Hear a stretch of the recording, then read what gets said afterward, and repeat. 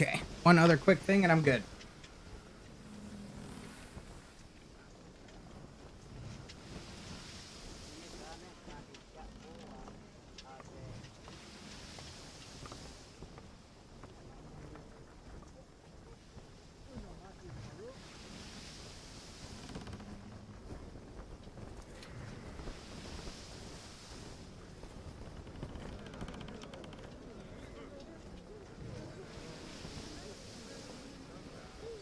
All right.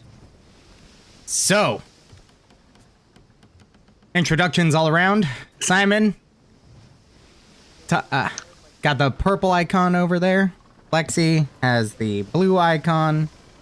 Carissa has the yellow. And Izzy has the red. Say hello, everybody. What's going on, world? Hello. Hello. Okay. So, your party, having, in one form or another, ended up as, members of a crew on a fishing vessel. This vessel is owned and captained by one Reese One-A-Piece Fishman. One-A-Piece being his moniker because he has precisely one intact leg, one intact arm, and one intact eye. A Sahuagin, shark man, with a anglerfish head, the tail of a stingray, and otherwise seemingly human-ish physique. You have heard some interesting tales, as are to be told amongst sailors and the sorts, about some mysterious happenings in a nearby town known as Saltmarsh. Thus, you have requested passage to said town.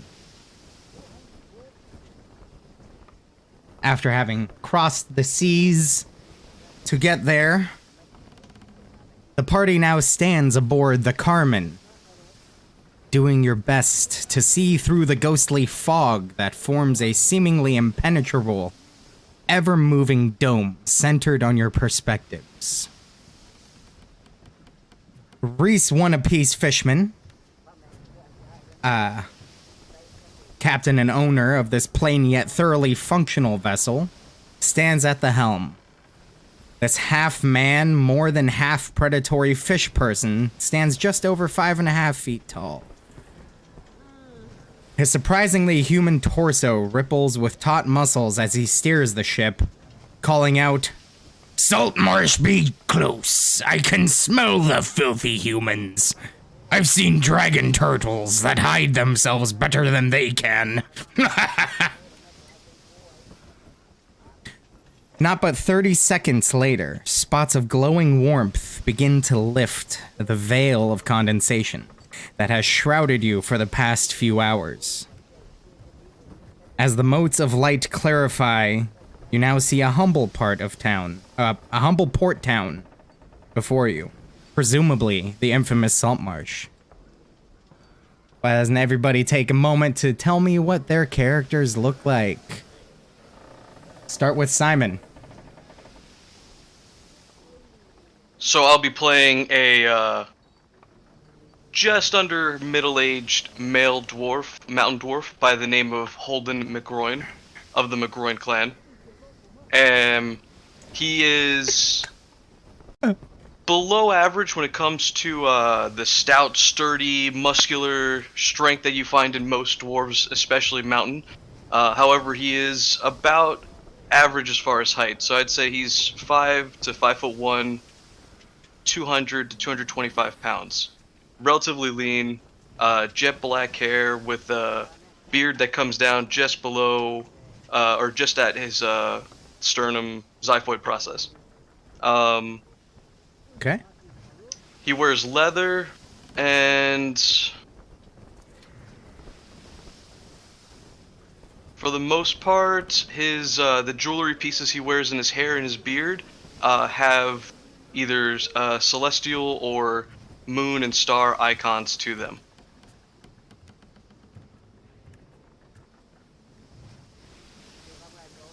All right. right. Next, Lexi.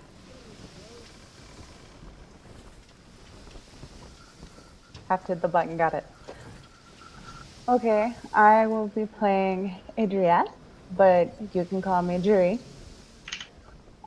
She is a sea elf, in fact, and she is roughly a little on the shorter side. She's about 5'5". She has green eyes that match the seaweed she swims with, and jet black hair. And as far as sea elves go, she is breathtakingly beautiful. All right. Carissa. I am playing Neela Salik. She is a black swan Aarakocra. She wears Victorian-style noble clothing that has leather armor built into it. She's very charismatic and she speaks very clearly and articulated. And she also likes her solitude. Sweet deal. And lastly, Izzy. All right. I am playing Veron, who is a Githyanki. He is 6'8" and 210 pounds, so slightly on the taller side. Lean muscles. He is wearing a patchwork of chainmail that's been, put together himself, so it's kind of looking raggedy, but he's got long black hair and a short black beard, and wears a red bandana, and he carries a shield and a long sword. Sweet deal. So as you took a moment to take in your surroundings, including your party mates, now everyone having a clear idea of what everyone is messing around with. Off the port bow, you can see the shadow of a Colossus. As your ship crawls its way out of the oppressive mist, it now becomes clear that this hulking form is a large rocky hill that has two large pillars looming over the sea on its southwestern tip. As Captain Reese deftly maneuvers Carmen around the eastern edge of this monolithic landmark, he shouts out orders. Raise the sails! Man the oars! We're going in for dock.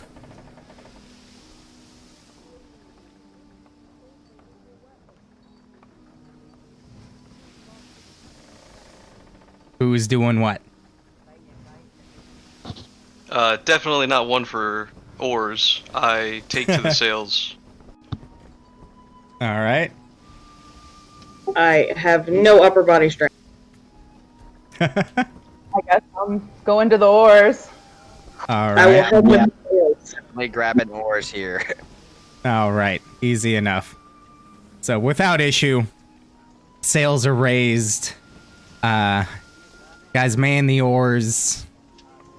One of you stands ready to kind of cast off the tow line and jump to the dock, try to secure the ship as you come in.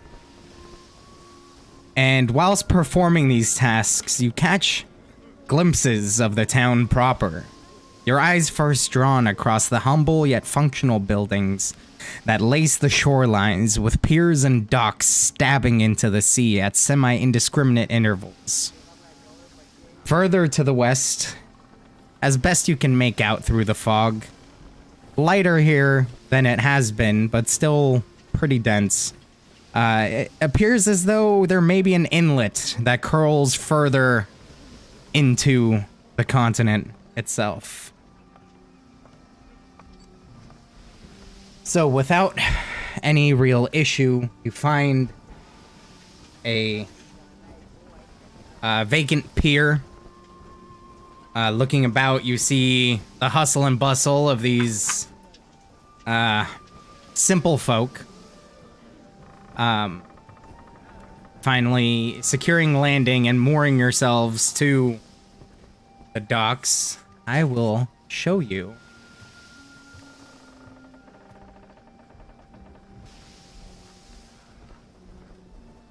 Hopefully. Saltmarsh.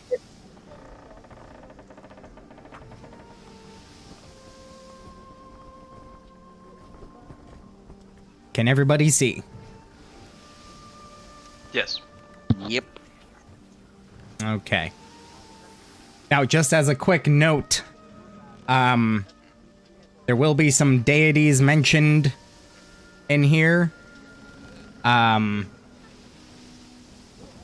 that actually do not exist in the Forgotten Realms, but it's way too much work to try to rewrite everything because they're recurring. So we're just gonna work with them, just take the names lightly, and pursuant to this specific adventure. Just wanted to make that little caveat. All right. So Joke's on you, we're all godless heathens. Carry on. Hey, you know, that's perfectly fine. You're welcome to be barbarians and hooligans and anything else awful that you want to be. Okay. So, you find yourselves on this side of this pier. Having secured the ship, you see a figure beginning to approach. It's a human man, seeming pretty grizzled, black hair with some salt and pepper in it, moving with a purpose. Full beard with a gray strip kind of going down the middle. And he's beelining straight to your ship.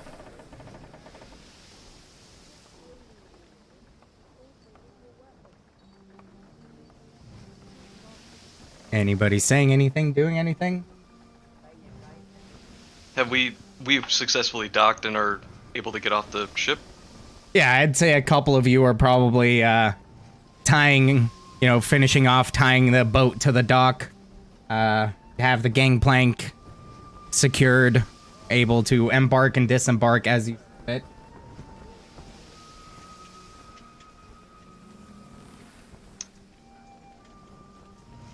Very well. Seeing this man fast approach, or whoever, I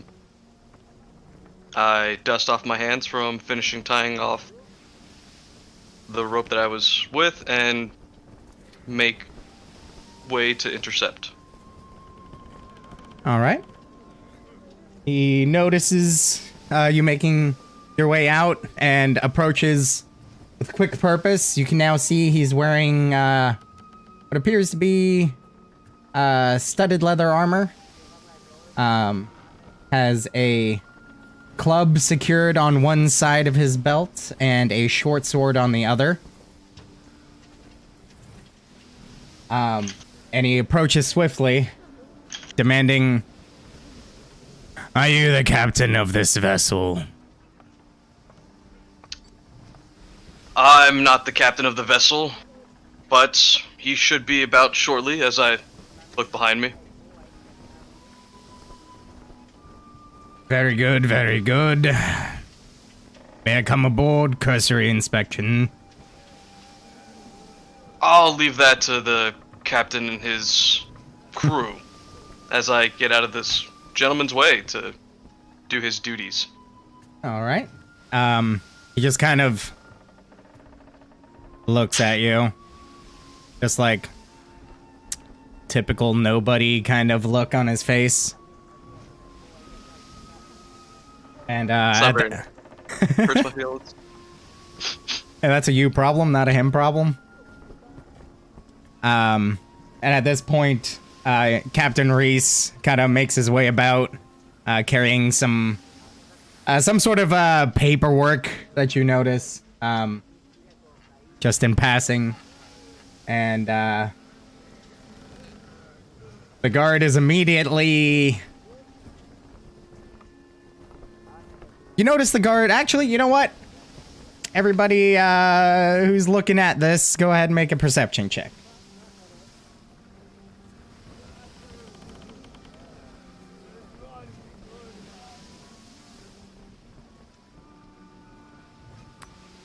Whoops, let me turn my advantage off. No worries. When that happens, I just use the first value. Ah, good. Yeah, they made it more complicated. Advantage, normal, and disadvantage used to just automatically be up front. Now you have to go into the settings to pull it up.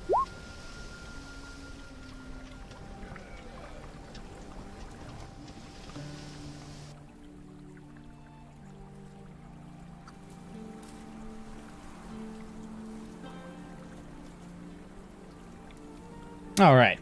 So. Wow. Starting off the night with some strong rolls there, Lexi.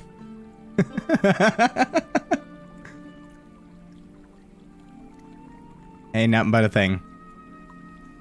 So. All of you except for Lexi. Notice a subtle but stern change in demeanor as this Sahuagin approaches. Ever so slight movement of the hand towards one of the weapons. Clearly caught off guard. And now taking notice of the other three of you. Seemingly quite suspicious. Sorry, just to make sure I understand, is it the person that approached us is now becoming hesitant, or the captain of the boat saw him and became hesitant? The person that approached you. Okay. You get the sense that probably not used to seeing folks of not specifically your ilk, Holden, but the other four. I'm the most normal here. We have a problem. You're right. The dwarf is the most normal one in the group. So as Captain Reese approaches, in a very boisterous tone, says, "I am Captain Reese. I'm the owner of this fine vessel. No doubt you'd like to see my documents." And this individual, kind of surprised once again, says, "Yes, indeed. Do you have a title of ownership or deed for the vessel?" Captain Reese just kind of nods and hands him the paperwork that he was carrying. This individual looks him over a little bit, looks through the paperwork, looks over the paperwork a second time. Once again looks over the captain. Says, "Well, all your paperwork seems to be in order. That will be a 5 gold docking fee." Captain Reese. "Oh, you gotta be kidding. That's awfully steep." "I assure you this is a standard fee. Pay or leave." Can I determine if that statement is truth? Make insight check. Oh, jeez.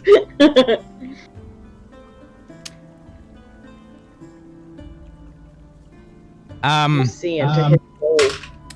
Well, Whale? Mr. McGroin. Ah, because you're not my friend.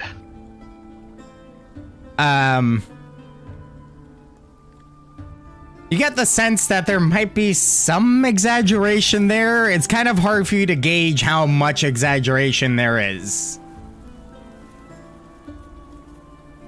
So being slightly behind the conversation happening from the perspective of the guard or inspector, over his shoulder say, you wouldn't happen to be fibbing about that price, would you? You really wouldn't want to upset local merchants.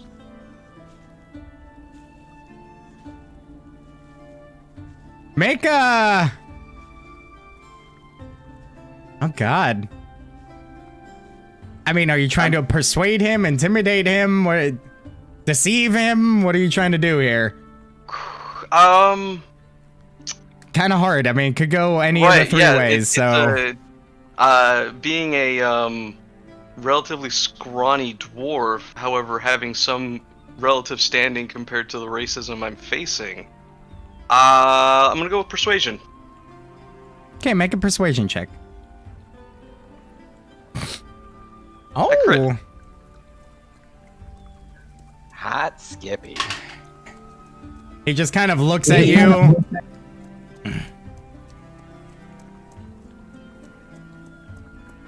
Fine, it's 4 gold. I'll believe him. You got the sense he's doing his job and is focused on his job and trying to get a little bit extra where he can. I give a wink to Reese to imply now this guy's on the up and up. Reese just kind of... Well, aren't you quite the negotiator? Well, Mr.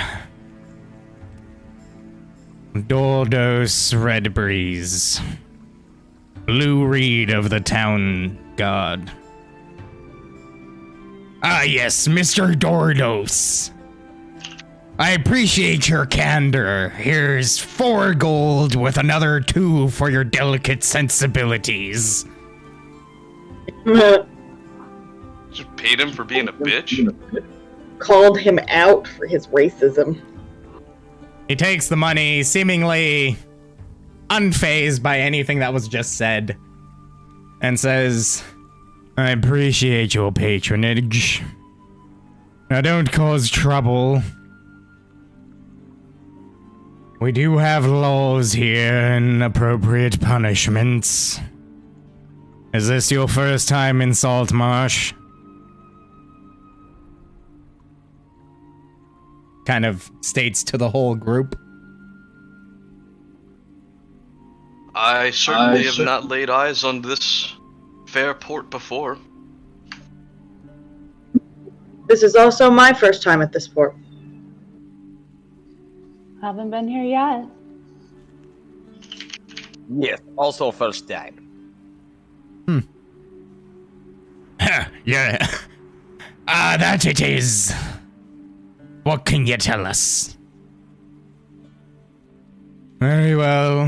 There are 3 tiers of crime in this town. Petty, minor, and major, all with varying punishments. Petty crimes such as unarmed brawls, pickpocketing, and other crimes that cause up to 50 gold pieces in damages are punished by a fine up to 12 gold pieces plus the covering of the damages, or 1 day of hard labor per gold piece owed. Minor crimes such as armed assault by any non-fatal attack made with a weapon, or other crimes that cause greater than 50 gold pieces of damage but less than 250 gold pieces in damages, will be a fine of 100 gold pieces plus covering the damages, and a mandatory serviture of 1 to 4 years in prison and or at forced labor depending on the severity of your crime. And lastly, we have major crimes, which, as one might assume, covers anything that wasn't already covered, including murder. And that is punished by 4+ years of imprisonment and/or the death penalty. Cross your T's, dot your I's. Just stay on the up and up, and if you're so foolish as to commit a crime, at least be smart about it. That last part you did not hear from me. In any case, if you have no further questions, I will be on my way.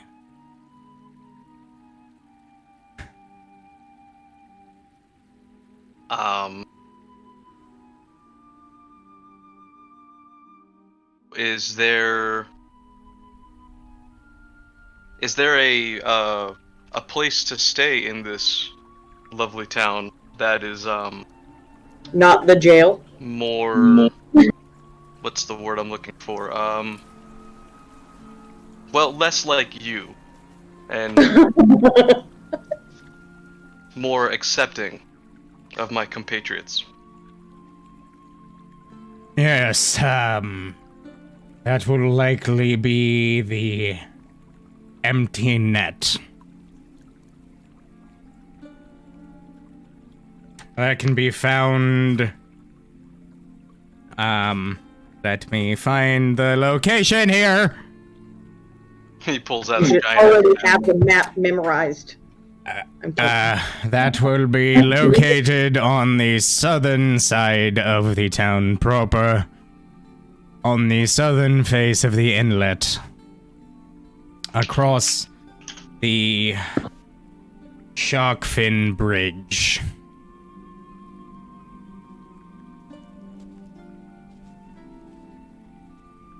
Anything else you'd like to know?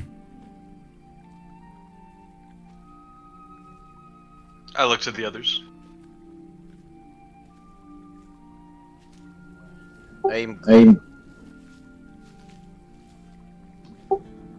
No, I think we know what not to do in this city. Appreciate it. Well, good, then just don't do that. Have a wonderful stay. And he turns and walks away. And as he's walking away, what's your... Actually, I have your character sheets here. No.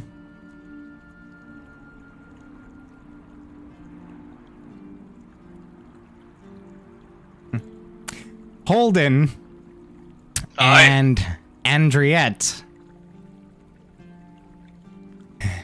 You both hear him mutter under his breath, quite enough that nobody else hears, but because of your exceptional perception skill, fine-tuned over years, you hear him say, "Or preferably do."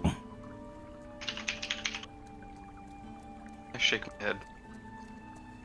Nice guy, huh? Like I Well, I said, feel welcomed. go ahead. I feel welcomed.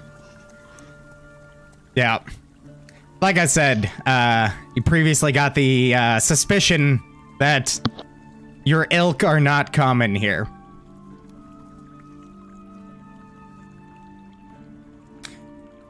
That being said,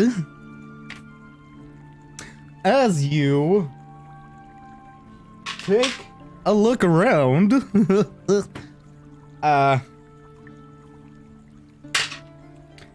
you see, actually, everybody make me a perception check.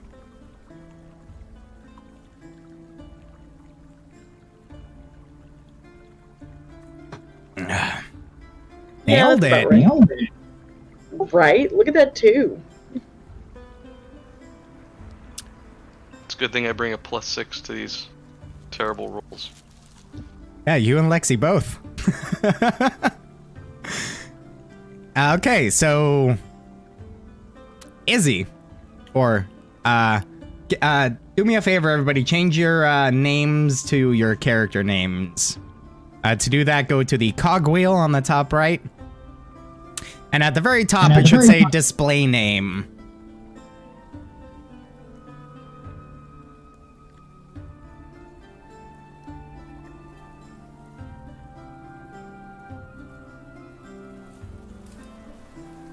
Go ahead, change that and click save name. Is that your druid pet? Super derp. Something like that. So, Viren and Andriette. Well, I mean, okay, so you all take a look around. You notice various people working about the docks section and the nearby houses. Picking up that, you know, some are probably fishermen, others, various other workers dealing with, oh, I'm sorry. Wow. Okay, hang on. I just fucked this up good. I fucked it up real good. Where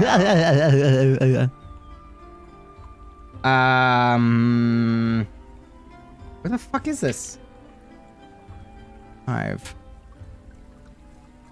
Okay, you guys are actually, like, down in this region. Sorry. So he would have pointed to that building right there when he mentioned the empty net. Kind of hard to make out details because of the fog. You notice also that there is a almost perpetual cloud cover that's very gray. Small bits of light come through here and there, but it's a very, you get the sense that this is a very, like, I mean, you're in the northern area of the Sword Coast.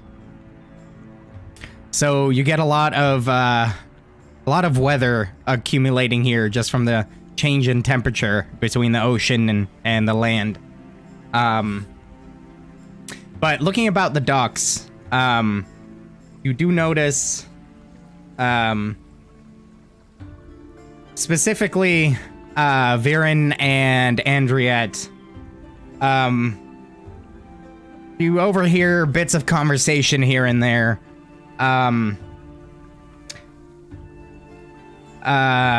One small group talking about, oh yeah, we had a real good catch today. Really set us up for the rest of the month. Meanwhile, another group kind of a little further down, just over to the other dock, saying, oh, we really got fucked, didn't we? I got the sense that it's a little give and take, like some did better than others, but it's a generally okay catch. Picking up that there's a lot of the money that funds Saltmarsh and its general operations comes from fishing. Looking about, you see them unloading large netfuls of various fish. Some are unloading seem to be large enclosures that have shellfish of some sort, likely lobsters or something to that extent. Overall, it's it's hustle and bustle. You know, people are around, they're getting stuff done. Definitely working folk. It's not as busy as some of you might have seen in other areas. Towns like Neverwinter or Waterdeep, if you've made your way there. It's not like, let's go, get it done. I mean, it's a fishing town. So, they're working at what's probably a good pace for them, but it's relatively lazy to those that would be coming from more, shall we say, civilized, bustling metropolises. So, what are you guys doing? Is there besides the normal hustle and bustle and stuff, is there anything that looks, like not normal fishermen about? I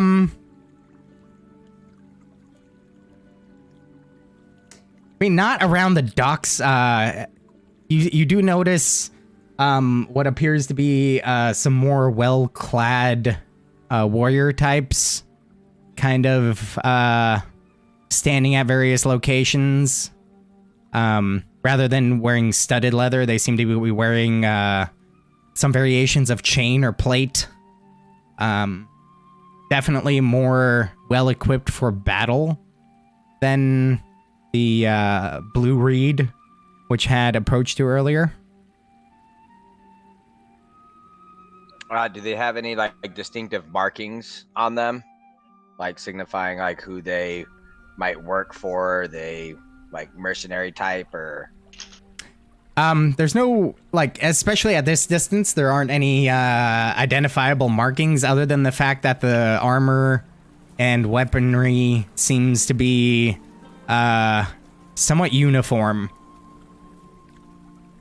So seemingly, you can make out that they all belong to the same group, company, team, squad, whatever word you want to use for it. Do they seem like they're guarding stuff, or they're just kind of there? I mean, they're walking, making small, what seems to be repeated. If you stand and watch them for a moment, you can kind of observe that they kind of seem to patrol like given areas semi-cyclically. Kind of stopping here and there and having some interactions with various folk. They definitely seem to be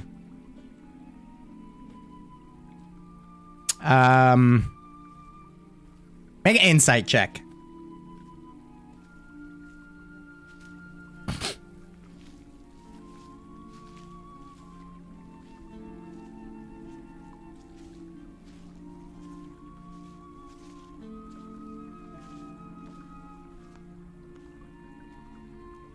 Okay. That's pretty good.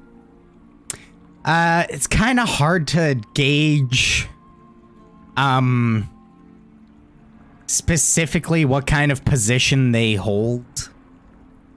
I mean, it's obvious to you that the people about this area don't seem necessarily deterred by them or not obviously afraid of them. But it's kind of hard to make out if they're an integral part of the society or temporary, or if they come and go. Kind of hard to make out. Okay. You do, however, notice, taking a look at this, looking about, watching this, and it's not all at the same time, but at various moments while you took that time to watch their movements, you notice everybody noticing your group. Seem to pay no mind to the other people working the docks, but they all definitely take notice of your group.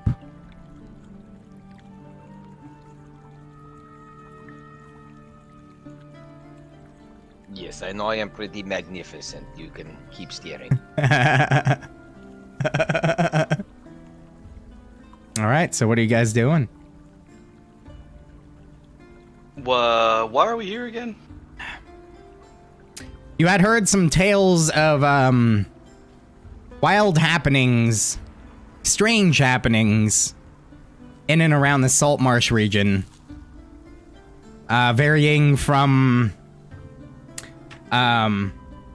massive hidden treasures, disappearing people, hidden libraries of vast knowledge.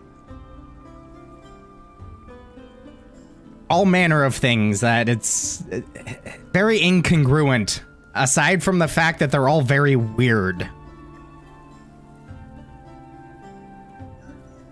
Damn, I thought I was here for the breakdance competition. I mean, you're welcome to start one. Hell yeah, with my charisma, full set.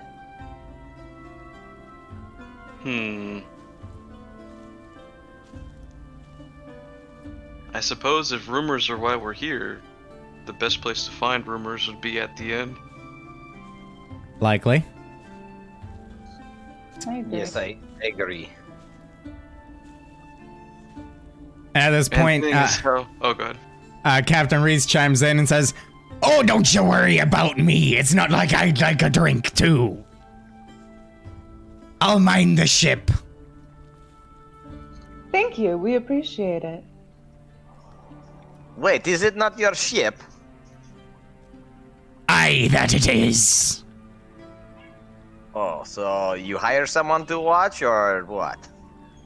No, I don't like trusting other folk with my belongings. I've had it, As he gestures to his arm, which about from here up seems to be the head of a, like, harpoon. With, at the tip has the spear tip with the, hooks, like the reverse teeth. I've had it bite me at least once before.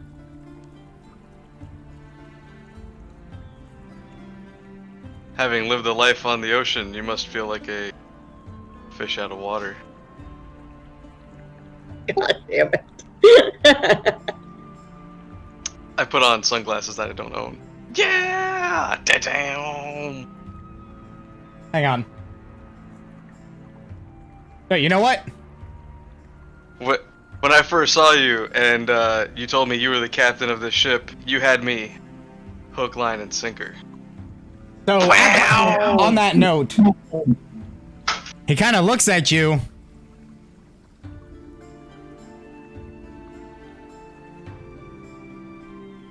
I do hope you aren't be making jokes of my race. Whoa. I'm not being racist. I pointed out the racism earlier. Right. You can't be racist because you got friends that are drow. I have no drow friends, thank you very much. Oh, so you are racist then? No, there's just a war between their people and my people at all times. But that's not. I'm just joshing with you. 'Twas a good joke.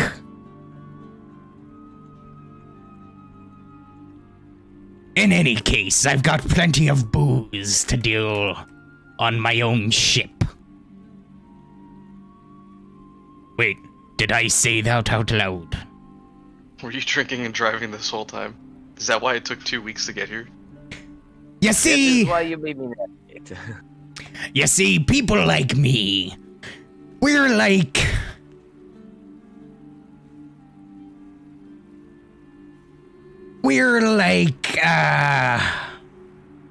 what are those blasted things? Sturge. They need blood constantly to survive. I need fluids. Because, fishman. That makes sense. Water's a thing,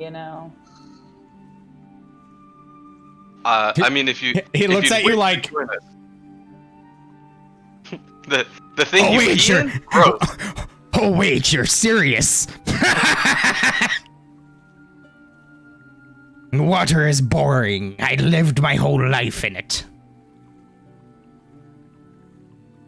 Well, if you do find someone that you trust to watch your ship, you know where to find us. The Empty Net Inn. Yes. Just across the only bridge in town, as I point in the distance to Sharkfin Bridge. Yes. Quaintly named. It's good.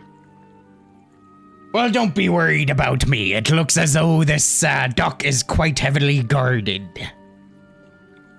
Enjoy your respite, and may you find the adventure you so desperately seek. Thank you for the safe voyage. I'll be here if you return unless I find me another crew. In the meantime, I might be going fishing. Okay, have a good time. All right. And with that, he crosses the gangplank, draws it back over with him. So now it's just the ship tied to the dock, no gangplank. And disappears below deck.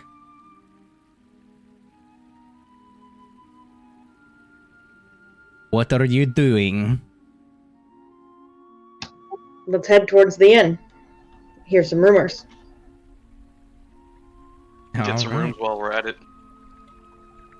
All right. So now, as you are making your way down the docks, walking fast, fish crates pass, and you're inbound. Get into it. I like it. Keep going. We'll mix. I am trained in bagpipes. I play that on the way there. Oh, do you? But Oh, I does. Okay, so as you are... well, now bird lady's not the weirdest thing in the group. Thanks. I crit bagpipes. Can't make this shit up.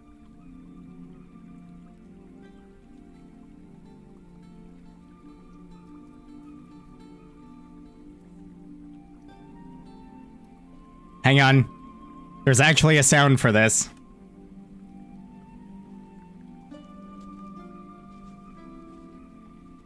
Trying to find it. Bagpipes gone pop.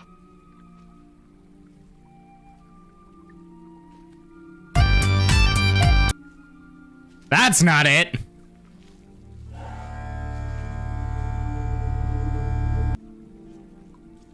Okay, we're gonna do this a different way because I want this. I do too. Okay, sound warning. Rhythm might get loud in Discord. You can adjust the volume, Lexi, by right-clicking on the person making the sound and changing the user volume. Just so you know, because it might be loud.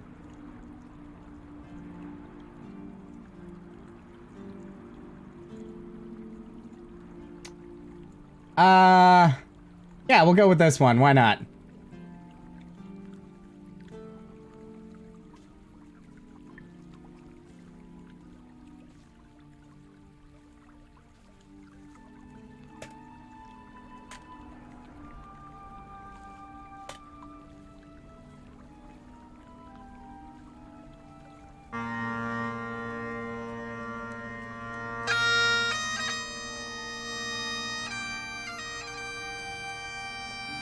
So,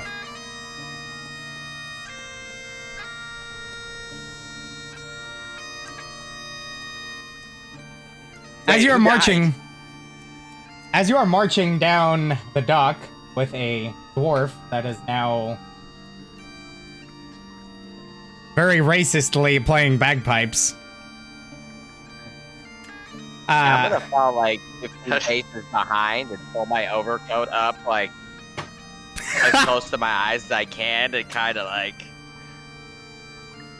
At like 6'8", all of your clothes is like a foot too short for you. I'm glaring as we walk. At You say Holden you're or glaring? Okay. I immediately pick up on the social cue that I should stop, and then I don't. Okay. So I mean, I crit. This is gonna be the best performance of bagpipes you've never heard. No, I am definitely enjoying it, but I know it's drawing a lot of attention right now, so I'm like, maybe. Better to me than to like the rest of you. They've been staring at you guys since we got here. Might as well make it like, oh hey, look, there's a dwarf playing bagpipes. That's fucking hilarious. Instead of oh god, 2 of those 3 races are like people that kill us all the time. Okay, so as you are performing your ass off on your walk, good thing you did, because at least for a moment it does appear that at least some attention is taken off of your other group mates.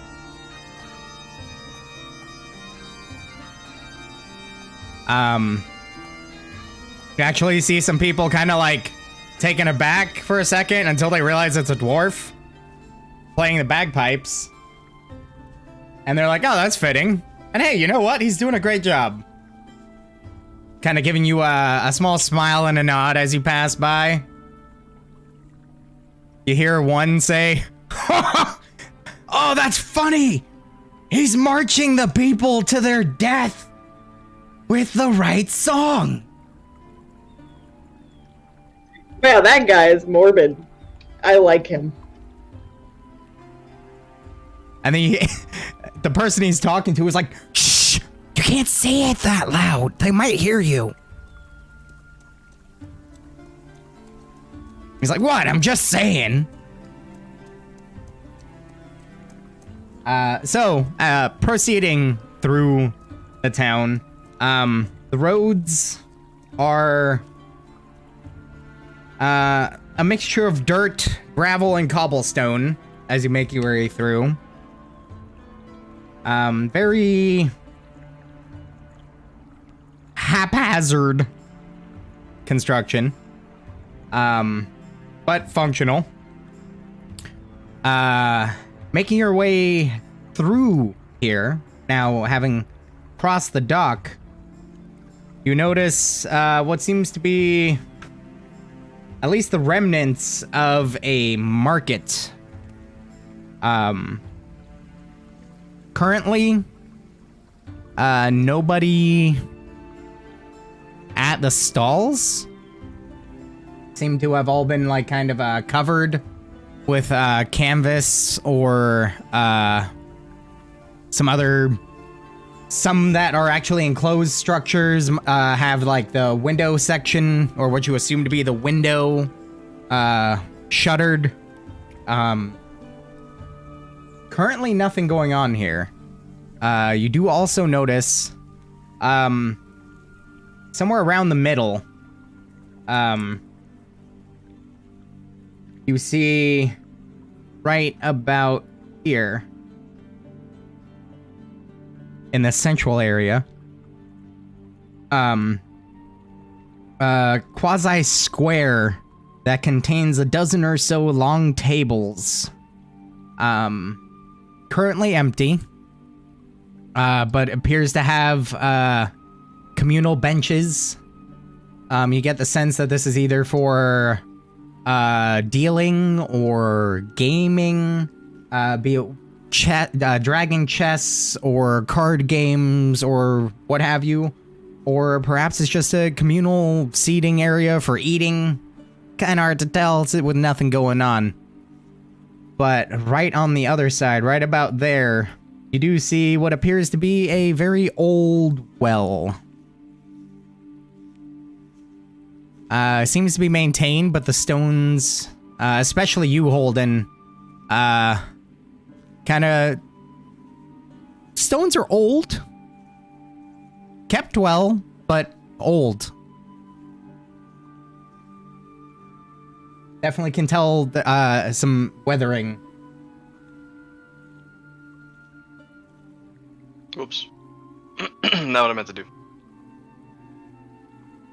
I mean, it's a thing. That's why you notice it specifically. I was clicking it to read it myself, not to. Oh, hey, you're everybody, good. stone cutting. Well, now you know he has stone cunning, okay? You just ruined the whole game. Good job.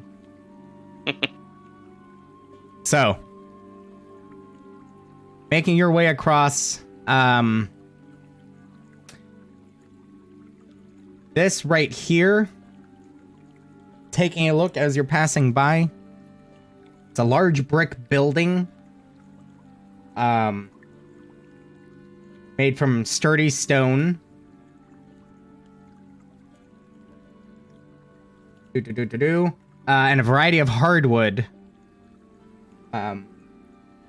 There's a wooden sign depicting a net filled with fish that hangs above the double doors leading into the main hall.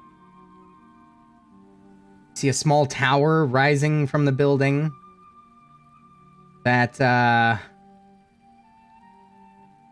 has like a almost like similar to like a bell tower type situation.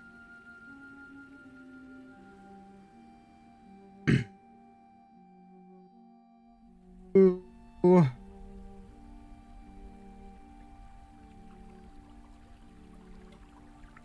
Wait. This map might be wrong. Hang on. No, that's right. Okay. And in front of it, you notice sturdy but weather-beaten platform and gallows.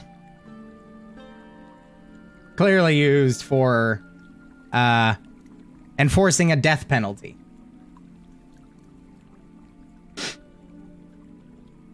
Passing by.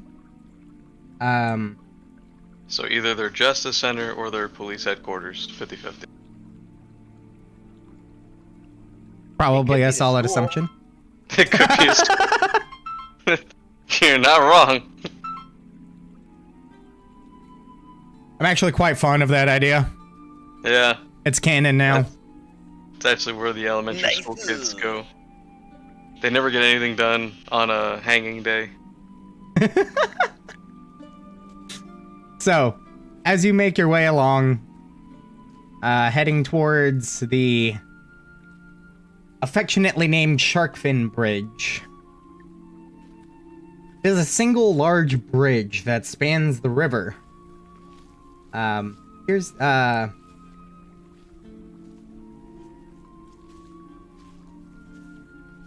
a cursory glance, it definitely appears older than the structures you have up to now past. Sorry, which structure seems older? The bridge. Okay. It looks to be wide enough for laden carts to pass two abreast.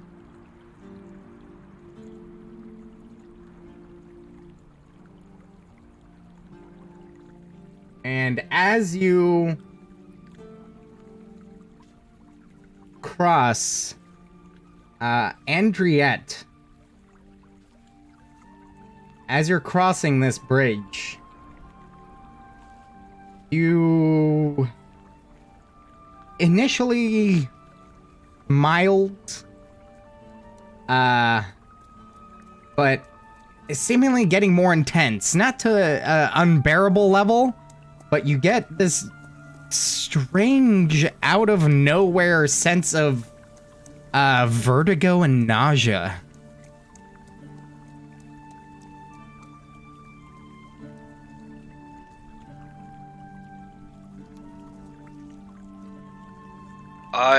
Dree, are you doing alright? I'm You not seem more sure. green at the gills than normal. Cute. Wait. Something's wrong, and I'm not quite sure what. Do any of you feel weird? On such sturdy stonework as this? Ha! Nonsense.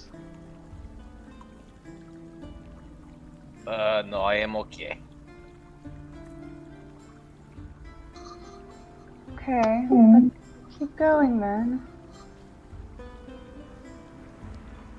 All right. As you keep walking across, seems to be a series of buildings and small stands set up.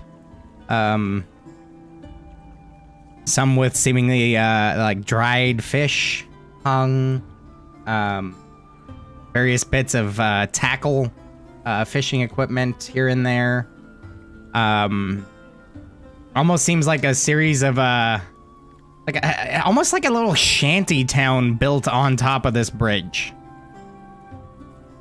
While on the bridge, noticing this peculiar effect happening to Dree, one of my prepared spells today is Detect Magic. I will cast it. Okay. Point of consideration. And I take a look around with a little bit more scrutiny than I would of an otherwise normal, lovely stone structure.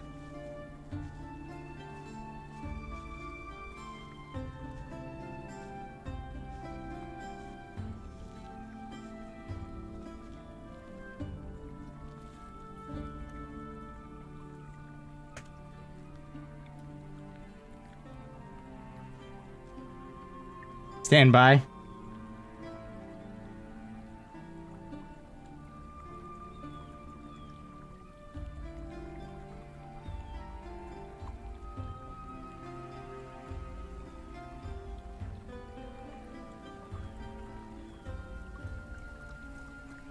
Okay.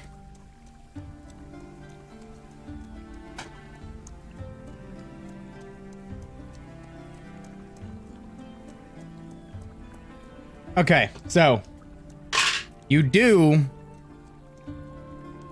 sense a faint ancient magic emanating from the entirety of the bridge itself. Whoa! As I look around predominantly to the floor and if there's any like jutting up portions of the bridge. What school of magic, if any, do I detect? That's another fantastic question that I was trying to think of.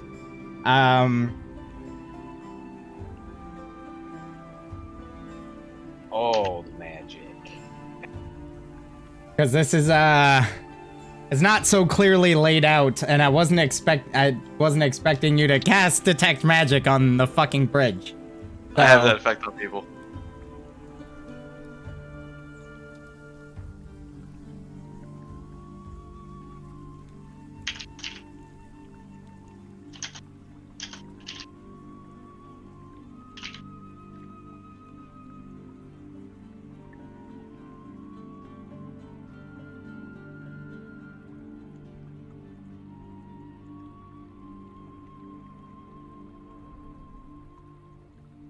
It's actually, for the sake of this, I'm going to say you definitely detect a very faint ancient magic coming from the bridge. But it appears to be some form of magic that you're not particularly familiar with, that you haven't sensed before.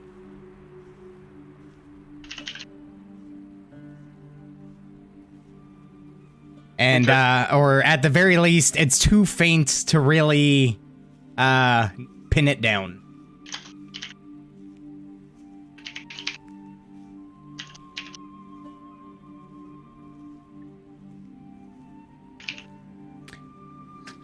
As I look around, do I see anything particular on the bridge that could be linked to any of this? Like my sick feeling? Make a perception check.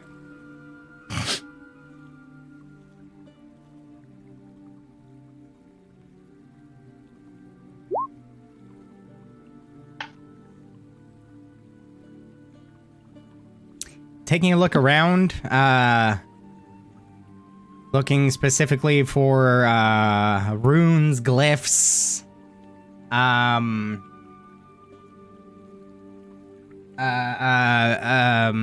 what's the word? Fucking like the sigils, not sigils though, like little like figurines, almost voodoo kind of almost, but not quite. Totems. There you go. Idols, totems, sigils, runes, glyphs. You're not seeing anything.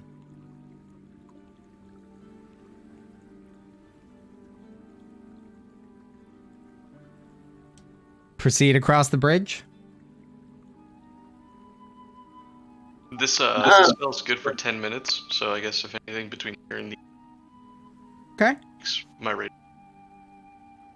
Neela hangs back so that they can go a little further forward, and a sprite pops its head out from the top of her collar where it was hidden. It's her familiar. She's a Pact of the Chain. Mm-hmm. And she tells it very quietly, go invisible and scout out the bridge. Something's not right. All right. Okay, I really have to pee. So stand by 1 second. Do it.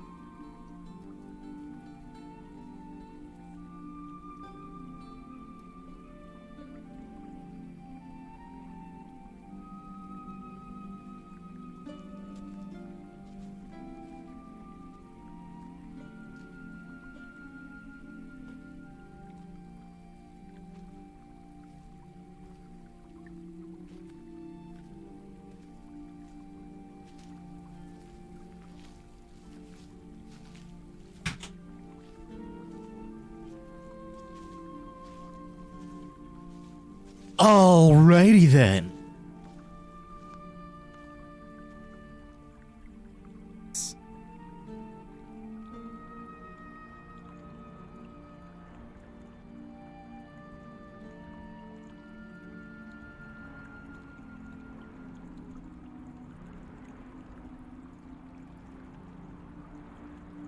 Okay. So, you were sending your familiar. Yes.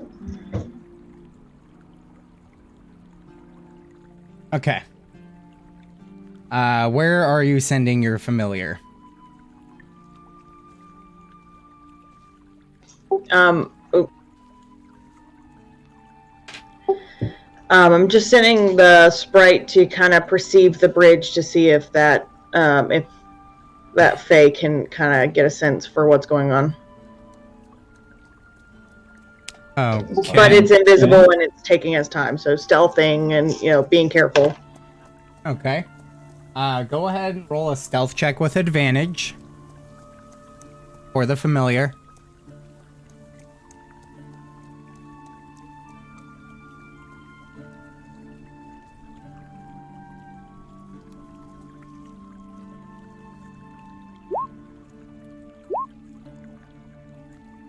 It's got a +8? Goddamn. Yeah, it does. All right. That's spicy. Okay.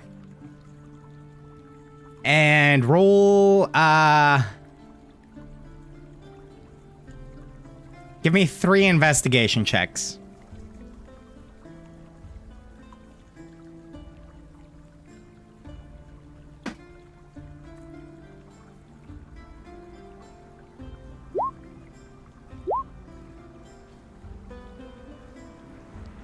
Okay.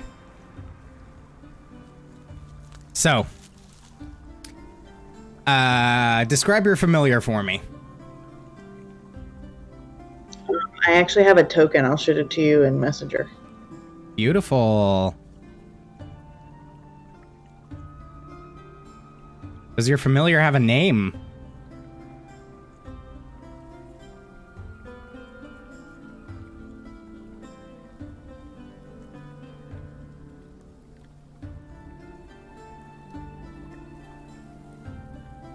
It's Ezra.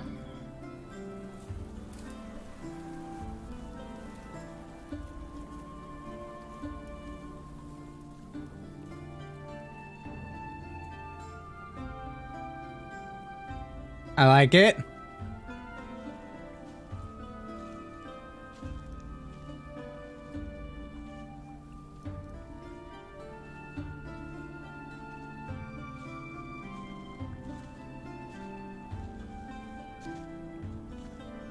Her name is now Tink.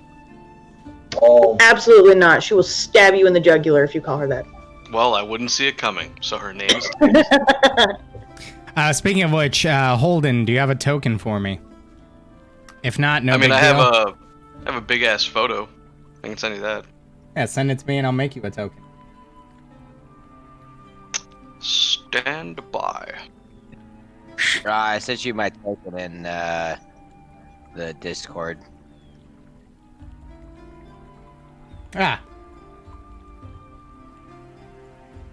Do you have a preference on where I send it? Discord or Facebook, doesn't really matter. Okay.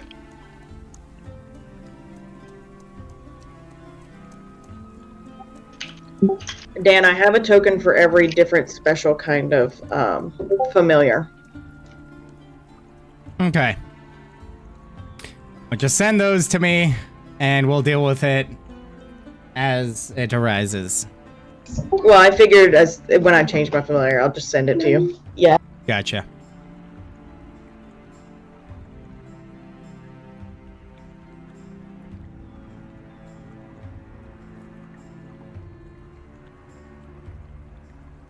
Okay, I'll worry about that later. Okay. So, as your familiar, Ezra, flies about the bridge, invisible, carefully flying in between the buildings, doing his best to avoid its best to avoid people, prying eyes, attentive ears, flying about the sides, the columns, underneath, looking for any sign of what's going on. Going over the very structure with a fine-tooth comb. Doesn't find anything.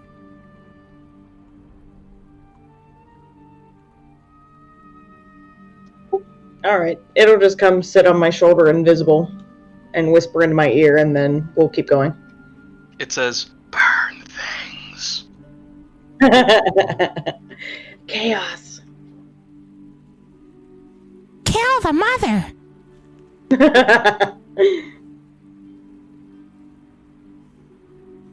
So, as you guys proceed across the bridge, that feeling is persistent, Andriette.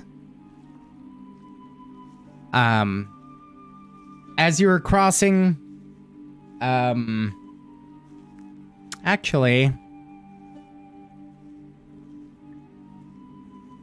I should probably know what everybody's passive perception is.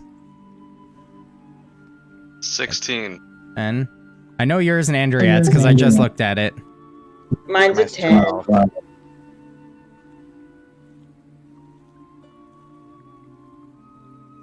Okay. Viren, Holden, and Andriette. As you're passing by,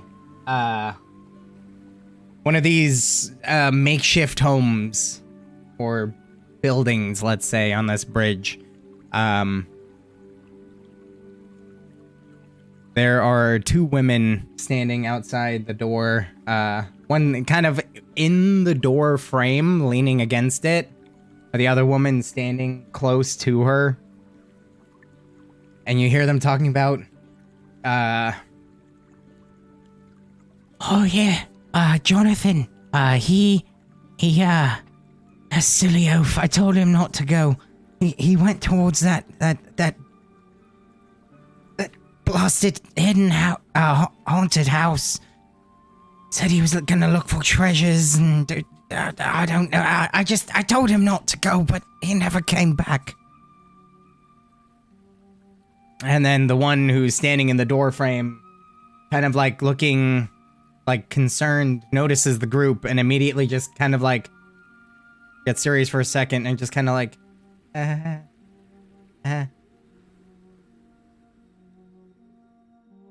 Now, ladies, there's nothing to be afraid of. I can't help it over here that you said that somebody's gone missing. And as the other one turns around, she, at first seeing the dwarf, who's now approaching somewhat, then seeing the rest, goes, "Oh, goodness! Yeah, I told Jonathan not to go to the haunted house.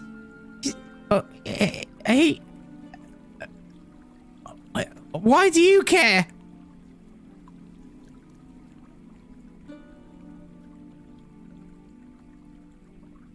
Well, haunted houses are sort of our thing. Right. Tell us what happened. I'm guessing when you say our thing, you mean you and her and it? Pointing to yourself, Andriette, and Viren. I mean, that one's most likely a dude. He's very tall. And, well, that one's only has 3 gills on each side. It takes 4 to be male. So, now you know. Right, now, I figured as much from the long hair and the bosom. Oh, the bird? I mean, the bird's wearing a dress. Choose what you will of that. What bird are you talking? And at that point, Neela is kind of sauntering up. You kind of trying to keep your distance, or are you approaching? No, I go with them. Okay. So as you're approaching now, after having kept your distance a little bit, initially for that inspecting of the bridge, she's like, "Oh, right, a fucking bird." Actually, I'm an Arakocra, not a bird. Right. Arakukra. Yeah, that's what I meant.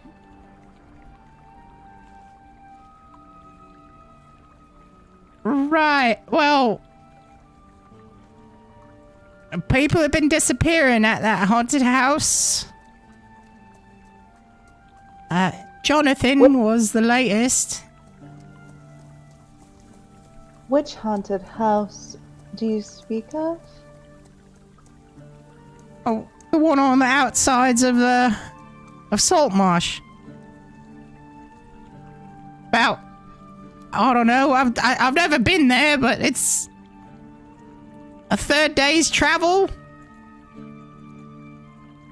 You have any less vague directions? It's off the road to the north.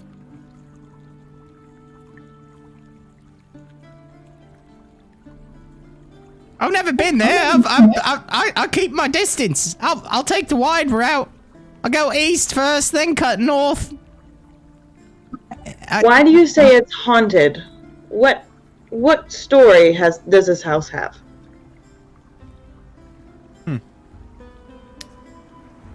Indeed. Hang on, flipping to the page. Well, that other lady has a really deep voice. Have you considered being an opera singer? Well, you see, what I had heard was... No, there's just tales of, wailing and flashing lights and... eerie feelings that pierce into your very being. And the people that never come back after going there. So, I do my best to keep my distance. We all do, for the most part, except for fools like Jonathan. Why did Jonathan visit this haunted place? Because he's a fucking idiot! I think they would have said he's a blimey bloke. No, he's a fucking idiot! What about blubbering baboon? I mean, yeah, that too, but they're not mutually exclusive, are they? That's a fucking baboon, indeed. Indeed. In any case, I told him not to go. He went anyway. Because, like I said, he's a fucking idiot. Always searching for grand adventure and treasures beyond your wildest dreams, and... Well, we'll see where that goes. Jonathan? A child? An adult? Teenager? Oh no, if he was a kid, I'd say he was a fucking kid, not a fucking idiot. He's a grown man. How long ago did he go missing?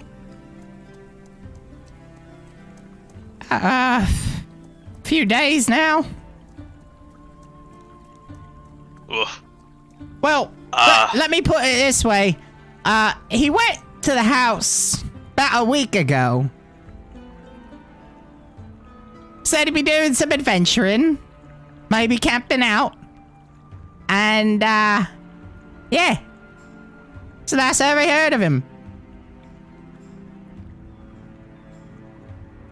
We are still on the bridge, right? Or like just Yeah. just after the bridge? You're on the bridge still. Like towards the end, but... Is the bridge more elevated than the buildings around it? No. Not the buildings on the bridge, but the buildings on the land around it. Oh, I mean, very slightly. Oh, okay. Like it's so on a very slight arc. Yeah. More for structural integrity than anything else. So like this building would block the view of this building, and this building would block the view of that building. And these buildings would probably block the view of either of those. Well, I mean, if we're standing here, right at that little like Right. non-building area, Yeah. but it's most likely one of those gray buildings we're looking for. Balls. Oh, no. They said it was to the No. north. The house is, like I said, about a third of a day's travel to the north. So, you leave for breakfast, get there by lunchtime. Oh, so it's completely outside of the city, beyond the walls. Yeah. The wall, singular, Well, as she gestures to the only wall. I like. You only built one. Well, I mean, if I would have had it my way, I would have never fucking built here in the first place. But, it's not my decisions on where to put walls. People try to stay away from Saltmarsh. We're not keen on... And, I mean, I mean no offense, but people like you don't really come here. It's more or less the people that are here are stuck here because we're fucking poor. I don't have much skills to speak of, so we're kind of stuck with the life that we ended up being born into. wow, this lady is woke as fuck. Before this melts into some sort of class discussion, we should probably get back to the topic of your friend who has gone missing. Yeah. So, travel about a third of a day north along the road. you'll come across this haunted whatever the hell. Like I said, I ain't even seen it myself. I ain't stupid enough. But go that way. You'll know it when you start hearing ghastly wails and flashing lights that, like, try to possess you. I don't know. These are all things I've just heard, okay? Not the best source. What time of day is it? Hard to tell. Because of the perpetual gray cloud cover. Well, shit. Written continuously overcast. Pretty much. Ooh, can I use my navigator's tool to kind of discern where the sun's at? What's in the navigator's tool, sir? Navigator's tools? Jesus Not how that works.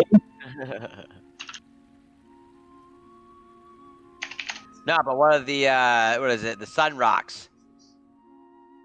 There's no sun. Well, yeah, but you use it to Only find the sun. Zool.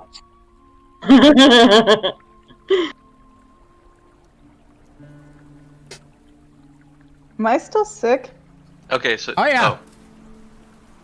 You have a sextant, a compass, calipers, a ruler, parchment, ink, and quill.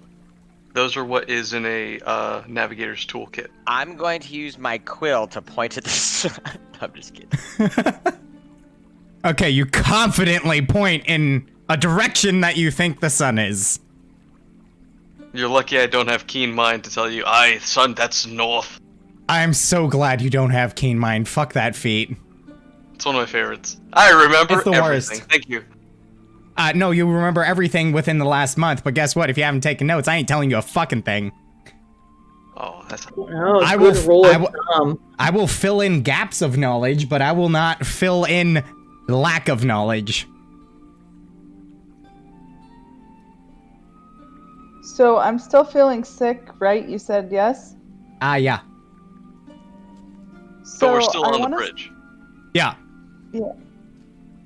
I want to step back from this conversation and I want to open myself up using Eyes of the Grave to sense any undead awareness. Okay. So So both of us have really weird glowy eyes right now. And Ah. Neil is talking to somebody that nobody can see. and Viren is pointing a quill at the sun, allegedly. Yeah. Yeah. So where's the Okay. nearest insane asylum? Because Yeah, we're going it's, there. He's like holding up his thumb, like. it's Not even, right- not even using the quill. Just the... No. I can't. Help! Ragtag bunch, to say the least. Is literally what this woman's screaming right now. Help! No, I'm kidding.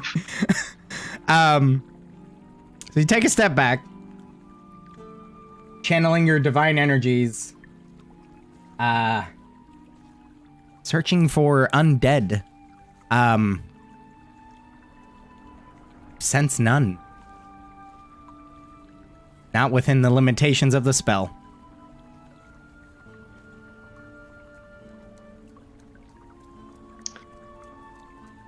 Okay. We have an idea on where this lad is, and he's already been gone for a week or more. I say we get something to eat, something to drink, somewhere to sleep, and tomorrow, find him.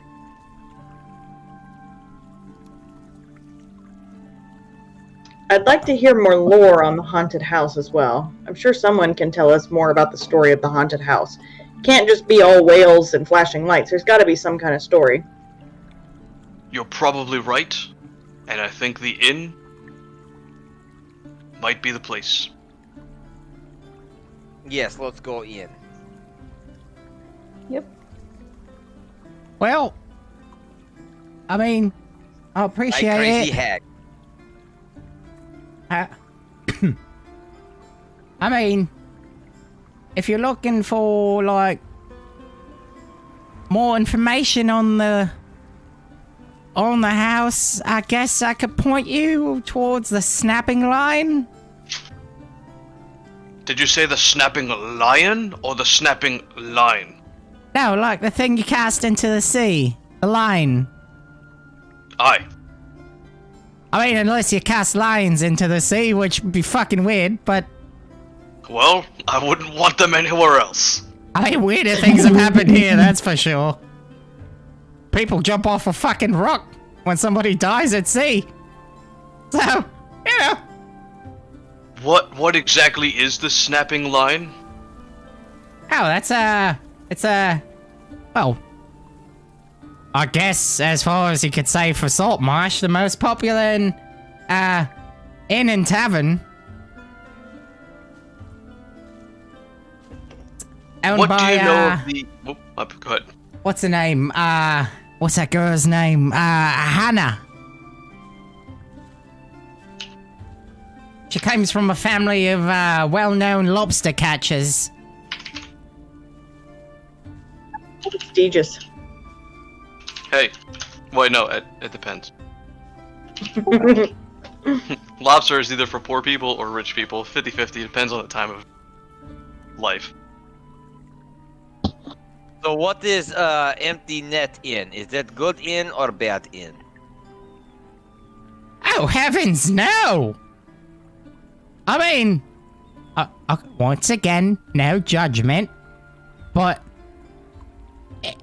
And from this point, she kind of like takes you guys, walks you to the opposite side of the bridge, facing towards the ocean, and points to it. And as you're looking at it now, with her pointing you in that direction specifically, you see a very rickety building that is partially supported by stilts driven into the harbor waters. She says, yeah, like I said, no judgment if you do. It's not my business, not trying to get involved, but that's where the seedy types go. The unfavorables. The ones that try to stay out of the eyes of the law. Yeah. I mean, unless that's what you're looking for, I'd avoid it. The shifty guy thought we were looking for the shifty place. His racism knows no bounds. Clearly. It just keeps giving. Note to self, gonna kick that guy's ass later. Well, if I don't kick his ass, he's gonna kick my ass.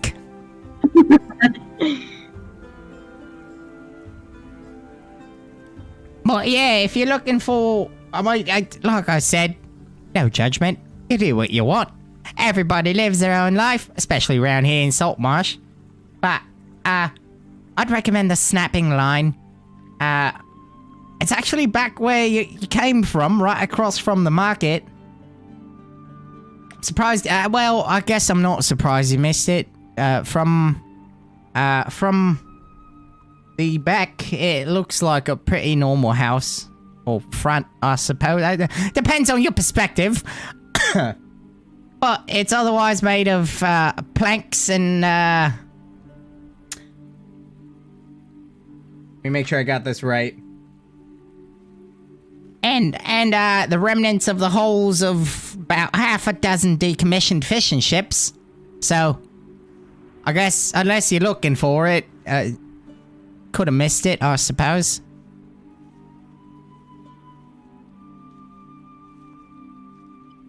Yes, no racist talk. Point us here. Tell us this only in at Empty Nest. Net. That means no. Well, that doesn't surprise me one bit. Like I said, it's uncommon, to say the least, to see people like you around here. Again, no offense. And the town's guard, they're quite brutish motherfuckers, really. At this point, the other woman who was standing there had retreated back into the home and came back out with, a mug of something, takes a deep swig and says, Oh yeah, that's very true. She's that's a bunch of fucking right assholes. Well, I guess they keep us safe, so there's that. Yeah, fuck those guys. If there ain't nothing dangerous going on, they're a bunch of fucking worthless bastards. I like these two. Are they talking about the relatively well-dressed, what's the word I'm looking for? Guard? The moderately uniformed? Yeah, that's the one. Did you happen to see emblem on his chest? Like a reed of a certain color? Yep. Yeah? The blue reed? Yes. Oh yeah. That's those the guys that make sure that when somebody comes into dock that, you know, they're on the up and up, know the laws and pay their docking fees. That's a branch of the town's guard. Motherfuckers. Yeah, motherfuckers.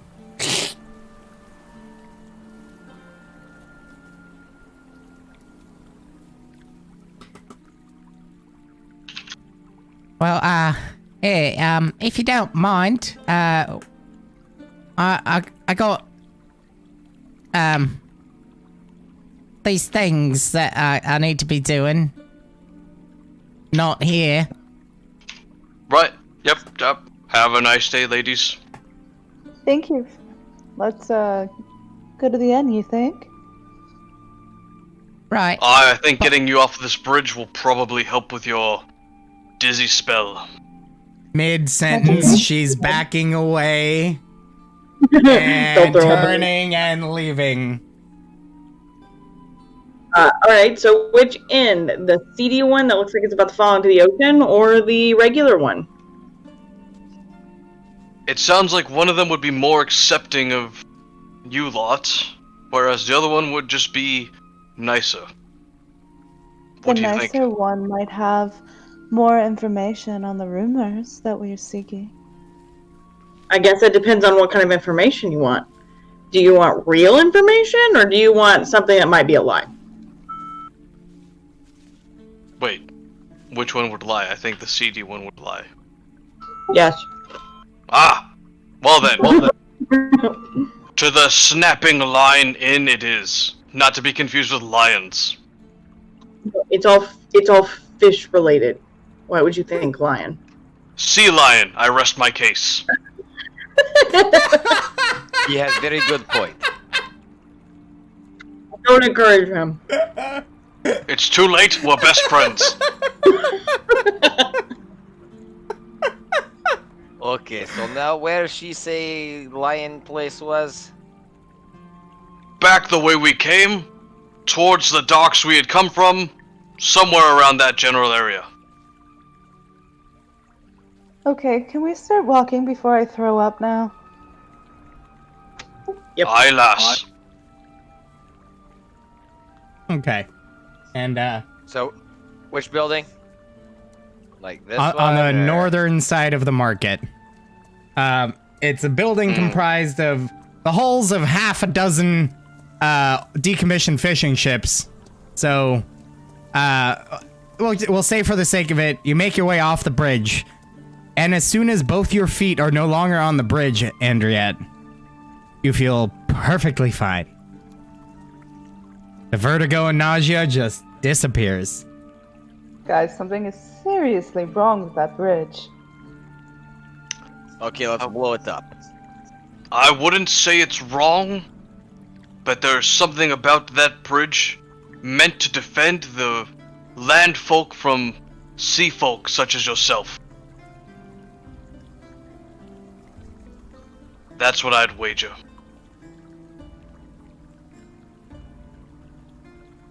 Sounds about right. Aren't some of you guys aquatic in nature? That's a bird. and I'm an Aarakocra. and that, gentleman, does not come from our planet. To be fair, you are a swan, so you are a waterfowl. See? Water. I mean, I'm aquatic. I didn't say it meant that. I just said you're a waterfowl.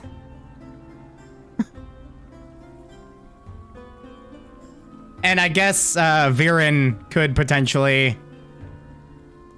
Hey. It's like, I have no idea what that is. It could be kind of look like a vampire-ish tall green elf. Potentially like some sort of reptilian elf that may or may not do well in the water, you know? If a lizard folk had cadoodles What's going on, with man? some sort of Glad you're having fun. elvish kraken creature. You keep your fan fiction to yourself, McGroin.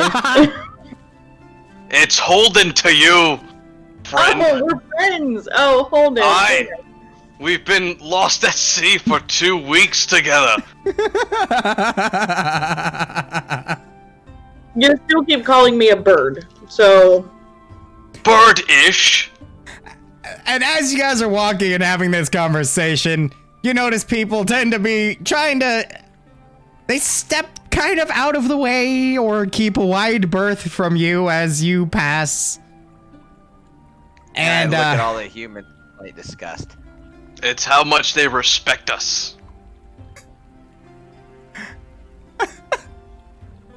As you get to right about here, you can definitely tell that this building is made up from parts of ships. Specifically, you see it on the side and the, towards the back. The front seems pretty normal, but some shrubbery kind of, hid it from view on your initial approach.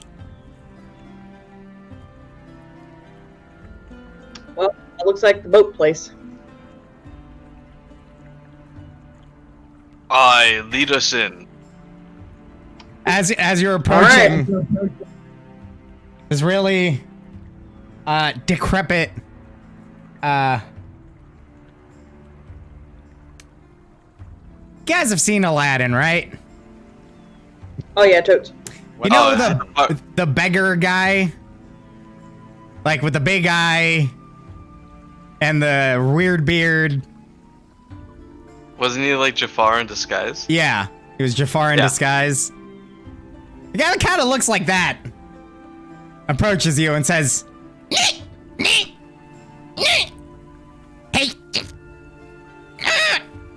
you got any spare change? Food? Booze?" Don't do meth. I tell him in Arakakra that I don't speak his language, and then keep walking. We all do that in our respective languages. Yeah. I go, "Tukabliet."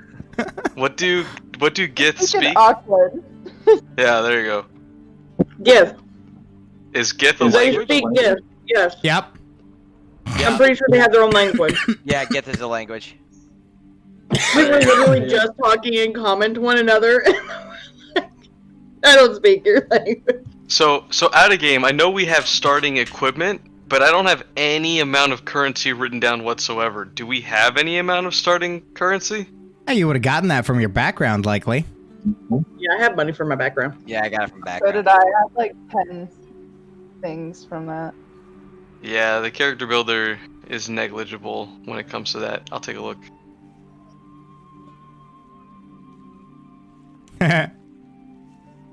As you guys kind of like say your respective words of foreign languages, some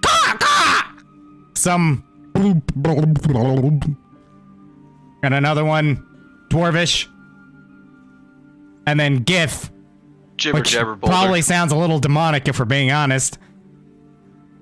He's like, fuck you then.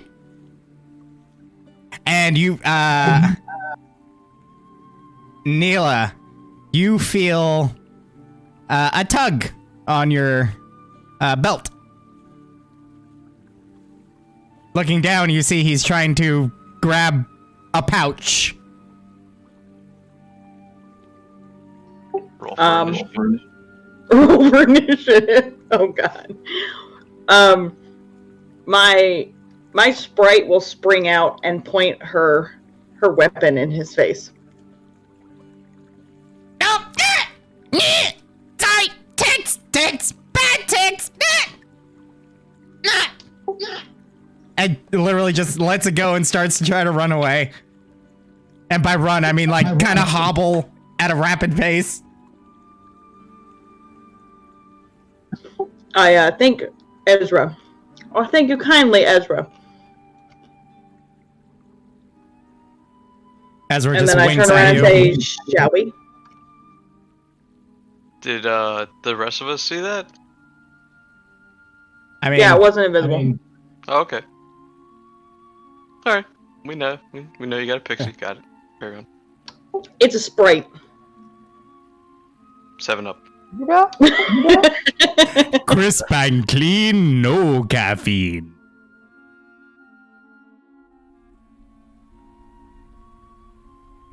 I enter the tavern. And right as you do that, we're going to take a quick couple-minute break so I can get my nicotine fix. And we will proceed momentarily. Not too much longer. I just want to get to like a certain point and we'll go ahead and call it because I know you have to be up early, Carissa. I know that. So.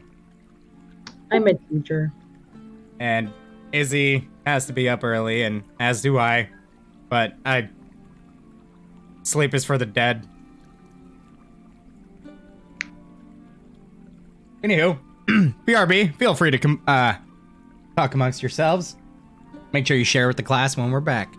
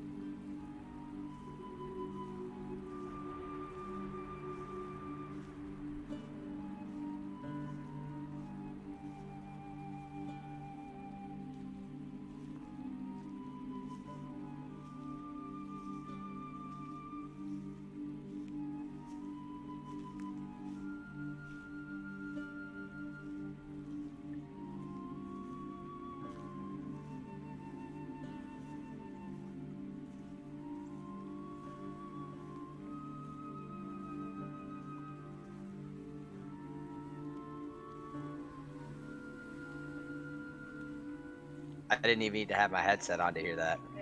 Oh, hello! I'm so confused. So there was... First you said, I don't even have my headset on to hear that, and then he yelled, oh, hello. Oh, because Izzy's my roommate, and he's in the living room. Okay, that makes so much more fucking sense. I'm my like, microphone was muted on my mixer, so he heard it, Oh. but you guys didn't, so I had to do it again so you guys heard it. fuck me, man. I was like, what the hell just happened? I don't understand. This goes beyond needing an adult. I need a cleric. Wait, no, not that kind of cleric. Not that kind of cleric.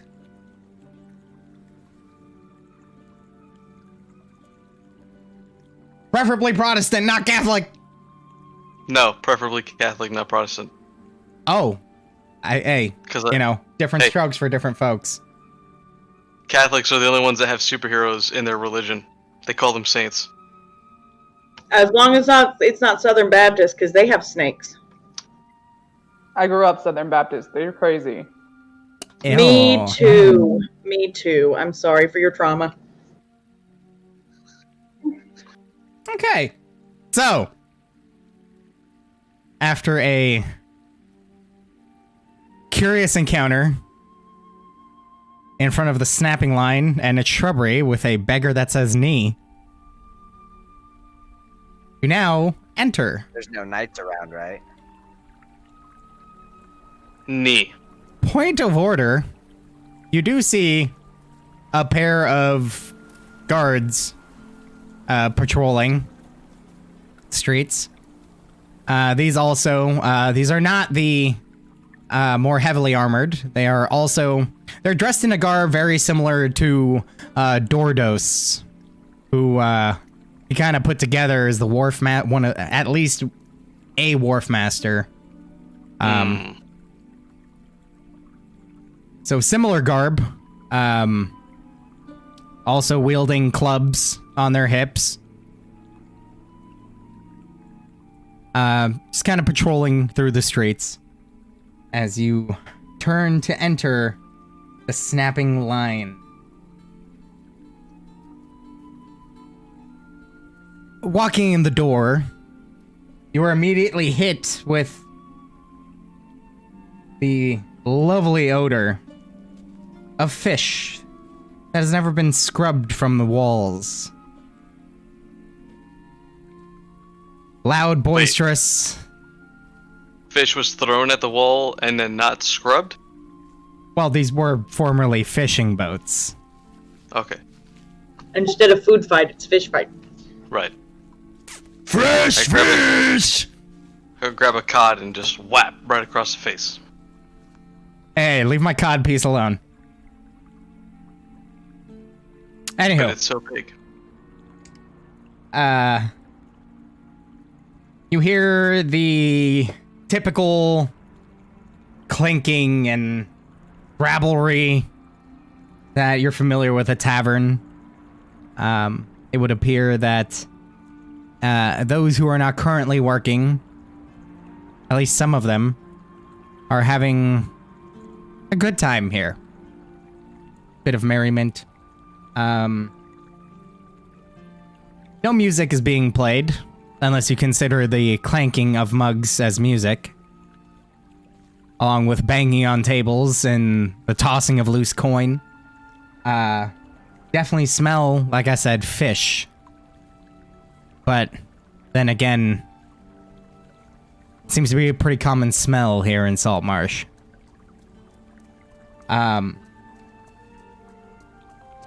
Mixed with the smell of alcohol and cooked fish, you find yourself within the snapping line. Pretty well lit. Various nooks and corners that are byproducts of the somewhat haphazard placement of the former ship hulls. There does appear to be a second level, told by one ladder on the northern side and one on the eastern side, leading up to lofts of some sort. And in the back, you see a decent-sized bar type situation. Tables and communal benches are scattered throughout the interior here.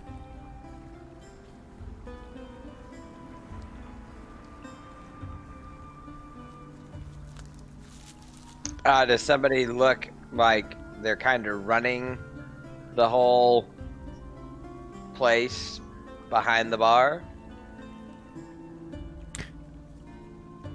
Yeah, actually. Behind the bar, you see a probably late 20s,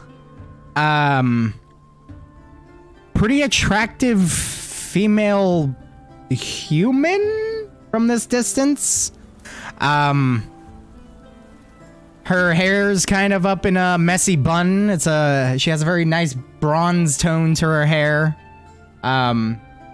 She's wearing common work clothes. Sleeves rolled up to just above the elbows. Wearing a apron that is stained. Running between the bar and the kegs that are laid into the back wall. Serving drinks.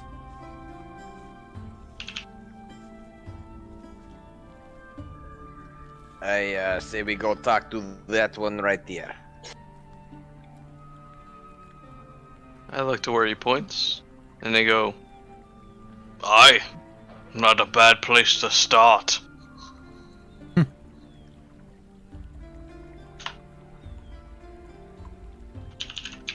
At this point, a dwarf that had just been standing around the corner,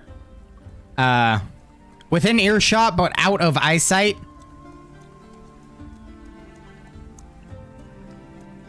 you hear a voice come around the corner. Yeah, not necessarily a good place either. That one, she means business. Oh! I introduce myself by clan name first. McGroin, Holden, tell me, who are you? Right, Holden McGroin. Aye. I can't help but to think you're giving me a fake name. I look at him offended and insulted. And what is that supposed to mean? Well, have you heard it? I, all my life, Holden McGroin. Well, it's a shame you ain't got somebody else holding it for you. Goes over his head. I think he intends it to be the barmaid. Like I said, not a good place to start for that. She's a fine businesswoman, but she swings for the other team. I got it. I understand. Blimey, no. Although technically we both play for the same team. Right, yeah. I mean, I don't suppose I really know, but she tends to keep to herself. But she's a very business-minded woman. Wouldn't go barking up that tree. Wait, does she run in here? No, she just likes standing behind the bar. Yeah, so if we want drink and room, she would be the one to talk to then, yes? Ah, yes. Don't be asking for more than that, though. That is what I want. She'll make you less of a man real quick. Seen it happen before.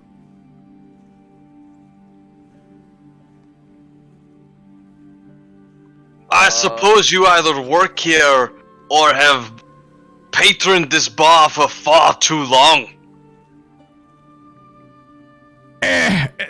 Well, if you say here and you mean the bar, that's a no. But if you're saying here as in Saltmarsh, I be working at the Dwarven Anvil.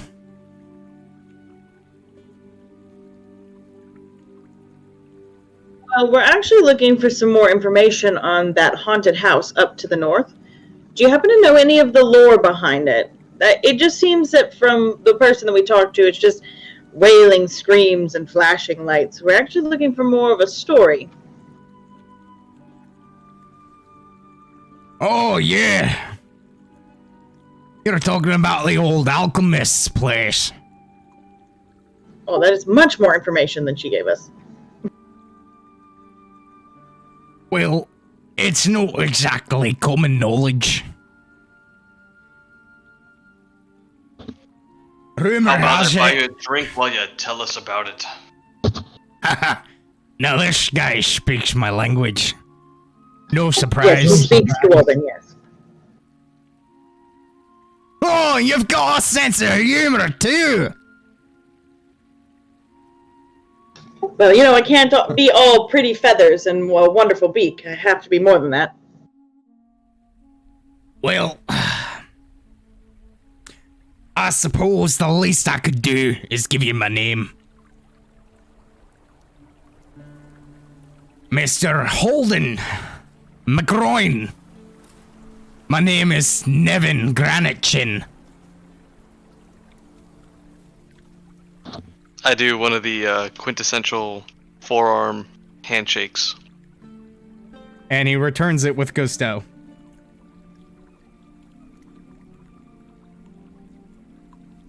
So, about that drink.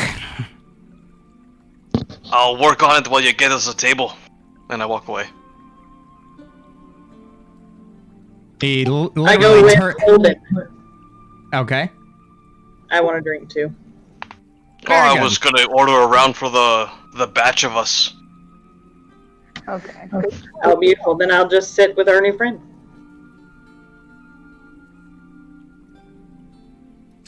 I'm just kind of standing there awkwardly.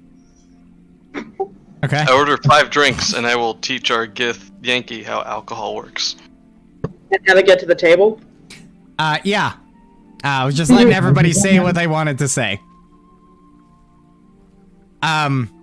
So he turns immediately to his left and says, "All right, you been in here long enough. Get moving. You ain't had a drink in like 10 minutes." And kind of forces this couple of guys that were sitting in this table that's kind of in what used to be the bow of a ship. And they begrudgingly just kind of like, "Oh, whatever, man, piss off." And stumble their way past you guys, one bumping into Andriette with his shoulder as he drunkenly stumbles. Trying to fight? I mean, that's up to you. The elf is being aggressive. I love it. Watch yourself. I'm sorry, you should have probably been watching where I was going. And just makes his way out the door.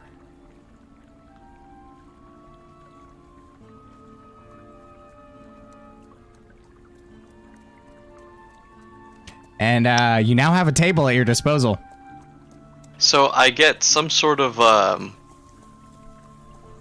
relatively salty brew and a couple of like hearty stouts and some sort of like fruity seltzer. And I think that pretty much covers all the types of brews I'm gonna need. Who's drinking the fruity seltzer? I don't know yet. I'll find out when I bring it to the table. So Hannah looks at Neela you will take it. as And I look at her. you're standing there Mm-hmm. asking for this. Yep. And she says, Right. Right. Would you like anything else there, my highness? Perhaps some golden jugs to put it in. If you have a smorgasbord of meats and cheeses, we'll take that too. Yeah. Right, I got fish. And some more fish. And, I got ale. And then, turns around real, like, dramatic, like, placing her hand on her hip and, like, turns and it's like, well, we got some more ale. 5 of those, then. 4 of us, that one bloke, I'm gonna want a second before I get to the table. 6! Alright, sweetheart. I see you're real good at math. So she pours one and without even, like, grabs a mug, turns, fills it from the keg without even looking back, places it on the bar, grabs another mug, starts filling the rest. I start drinking that one while she fills the rest. Okay. And, by the time she has the other 5, you're coming to the last couple gulps. Yep. She places them on the, bar top for you and says, right, well, that'll be, let's see if my math is as good as yours. 12 silver. So I give her 2 gold and ask for 5 silver back. Oh, you're sweet and awfully generous. She hands you back 5 silver. Stuffs the 2 gold in her coin purse. That is tucked under the apron.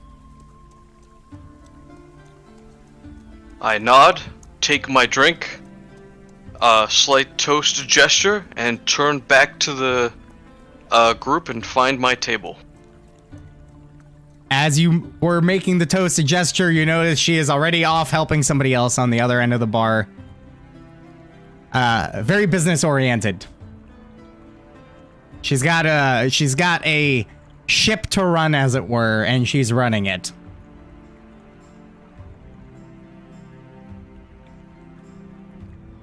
So you guys find yourselves seated with Nevin. So I'm gonna walk up to the bar because don't we need a room, guys? Eventually. Not right now. Fine. The consensus is we have time. Drink first. Hey, by the way, where's my fruity seltzer? Tight indeed. Unfortunately, they don't have any. But they have this one, and it has a blueberry in it. Wait, I saw you pull that out of your pants. The beer? Probably. The blueberry? Nonsense. Where the hell did you find a blueberry in here? Fine, I'll take it. Backwater place with no seltzers. So I think he mistake blueberry for dingleberry. Jesus fucking Christ. Oh. So Nevin takes 2 deep gulps, slams the mug down, foam totally filled his Selic-like mustache. And the little tendrils on his chin, like a couple of those have some suds on them too. Yeah, no, it's definitely pouring down the side of the mouth and kind of embedding itself in the chin. Right, so the Alchemist.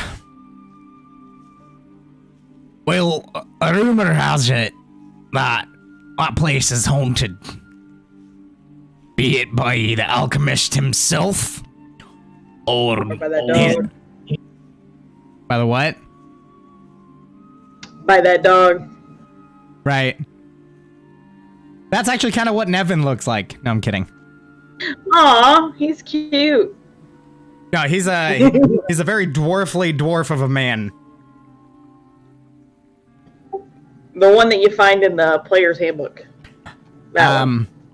You notice that his hair and beard are both very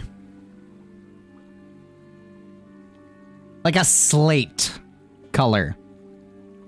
It's like a slightly black gray.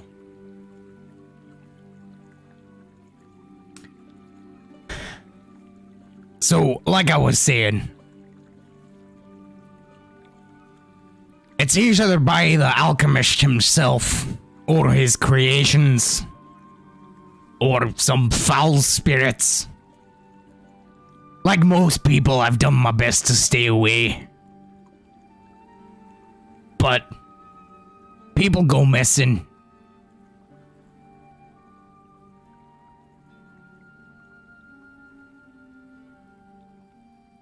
Many reports of strange noises and lights, and some say there's a library of incredible knowledge. Some say there's treasure beyond your wildest dreams. Has anyone seen the Alchemist as of late, or is it just assumed that this person is dead? Nobody has seen him in a long time. By dwarven time, or by these normal human time?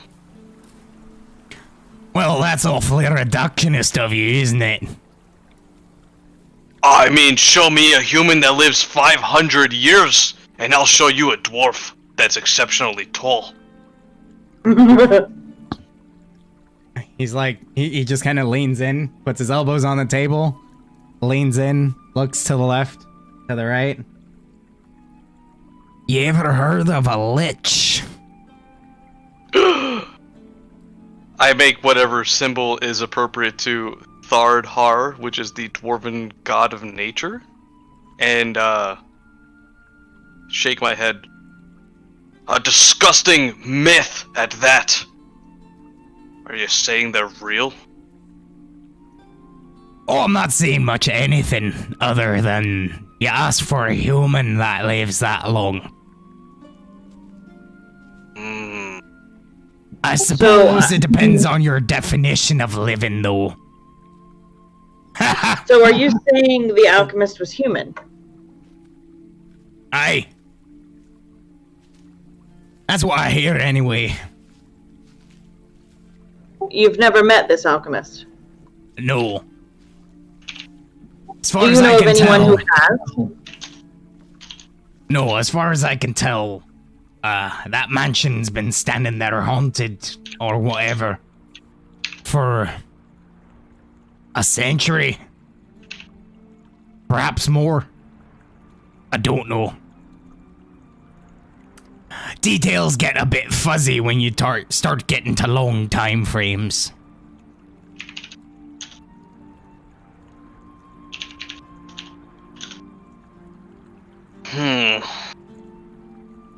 All I know is that the story is there was an alchemist that lived there. Was known for his experiments, quite successful.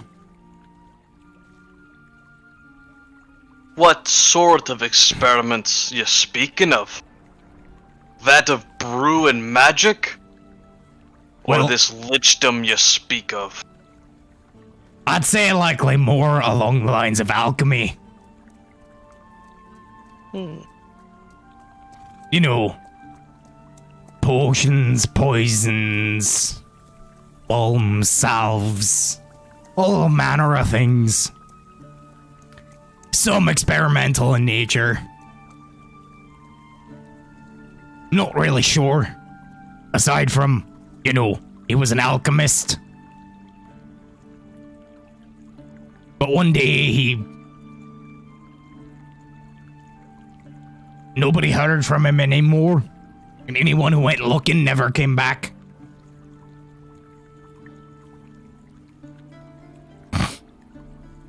If So- lots of people gone missing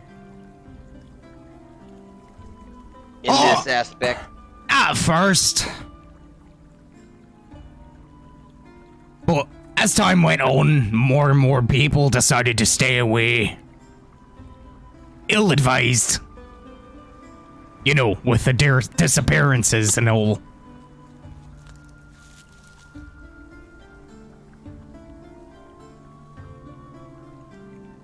And now as he drinks more, his mug is upside down. And it has the telltale clunk of an empty mug on the table. I know the feeling as I ordered 2 more. Coincidentally, is the moment at which Andriette, or not Andriette, sorry, I don't know, because I saw your name, so I read your name. Hannah comes around and rather unceremoniously places a couple platters of various fish, small bit of sausage, and potatoes on the table, along with a handful of plates. You wouldn't happen to call this a smorgasbord, would you? I suppose I would, if you're talking about fish and sausage and potatoes. Indeed I am. It looks delicious, thank you. Could we get 2 more while we're at it? Oh, sure. That'll be That's- another 4 silver. That's drinks, by the way, not smorgasbords. That's ridiculous. Oh. Well, in that case, what I meant to say was 2 silver. Hand it over happily. Oh, thank you kindly. I start going to town on the food. Yeah, same. Fish. Yep. Fish. Fish. Nevin literally just... Because it's like, you know, there's a bunch of like, kind of like, roasted fish, kind of like on a spit over a fire type deal. Nevin just grabs one and just strips a fish, just getting stuck in his beard. Very unceremonious. That's fine. Grabs a potato with his bare hand and just starts chewing into it too.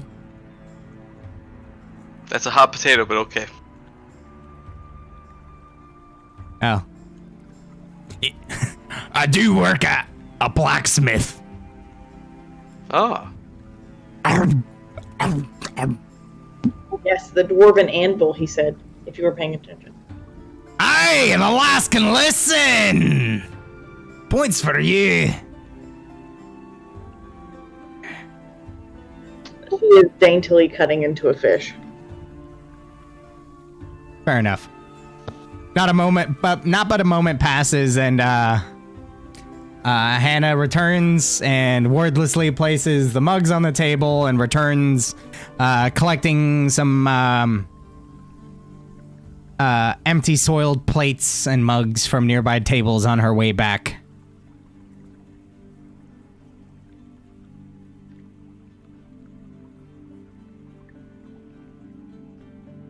At this point, you hear in the background,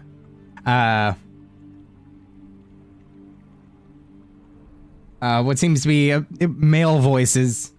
One saying, "Well, fuck you then." "What do you mean, fuck me? Fuck you! How dare you!" And then Hannah just, her voice cutting through the noise. She says, "Oi! If you're gonna be making a mess, make it outside. Alright, cut your balls off." Do it. Do it. And they at first, notice, look at each other. Then one just spits at the floor by the guy's feet and takes his mug and walks out the door.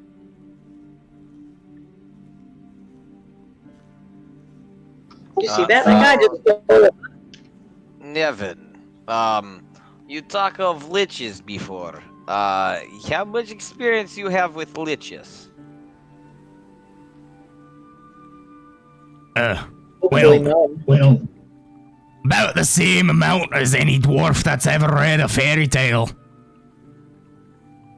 Okay, so you still believe liches are fantasy and nothing to be taken seriously. Well, when you put it that way, all bits of fantasy are based in truth. To some extent. Yes, okay, I just wonder, yes, you bring up lich like, it not what, werewolf? Well, you see, a difference there. My green friend. Werewolves are real. Yes, I know, and so are liches. If you say so. I think they prefer lycanthropes. Aye, and people in the Nine Hells prefer ice water.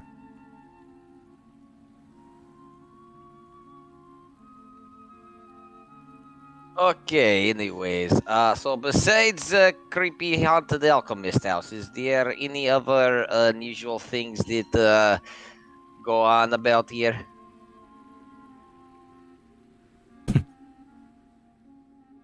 Well, if you're going by Saltmarsh standards, not really. If you go by normal standards, The whole fucking town. Everything's question. weird. Is there anything weird about the bridge?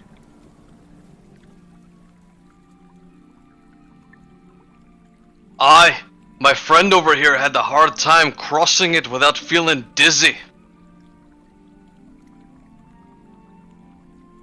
I only know it's a bridge. I can't tell you much anything else. It is a pretty good bridge. Aye, that is! Fantastic stonework. Aye. Whoever made that really put a lot of care into it. Although why they put it here, of all places, I don't know. There's literally, I don't know, 200, 300 feet further up, there's less water. But what do I know? I didn't build it.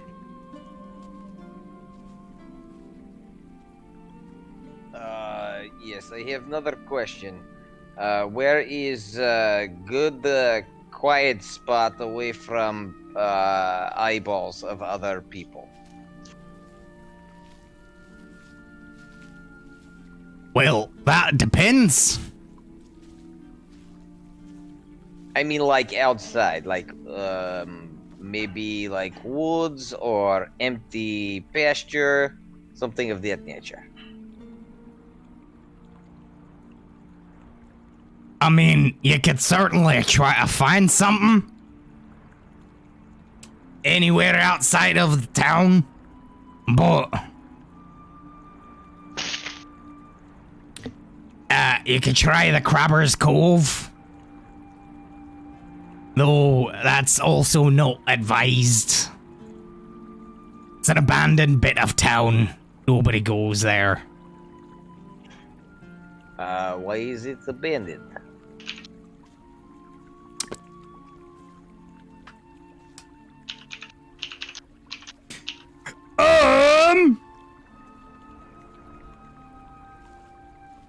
Reasons. Mainly because at least one overeager crabber made his way out there and never came back.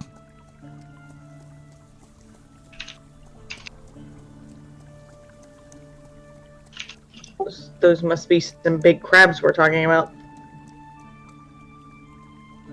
Well, that's why it's called the Crabber's Cove. There's thousands of them there now.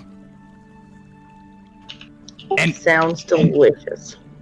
aye, they are. So, how far away is that? Oh, that's on the northernmost extreme. Just follow the shore. You'll get there. You'll be able seem to to have a lot of identify it by experience. the abandoned, weathered buildings. You seem to have a lot of disappearances. Is that a normal thing in Saltmarsh? Aye. As normal as not seeing the sun. So all the time. Aye.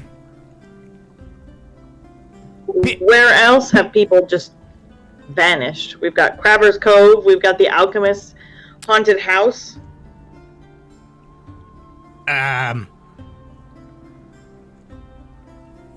Various locations. Well, I guess that's not in the town proper. Talking about people that leave the town, go somewhere, never come back.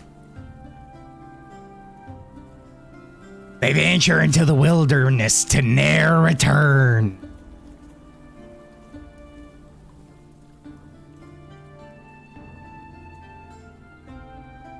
But within the town, we go a Crabber's Cove, and technically that house belongs to Saltmarsh, so...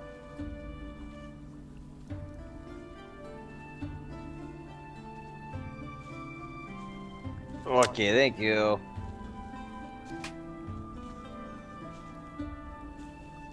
You're very welcome.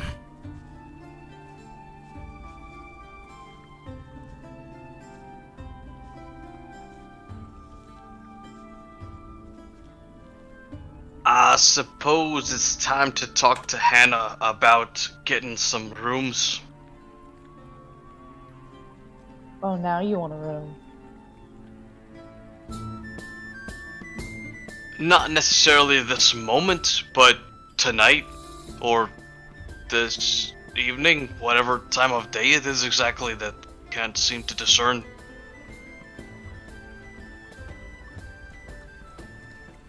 All right. So you guys asking for a room? I guess it. Yeah. Yes. Okay. Hang on. Surely. Okay. So you approach Hannah, ask for a room. And she says, "Oh, certainly. What kind of room? How many?" What kind of room do you offer? Yep, what he said. Well, there's a section of community rooms, there's a section of private rooms.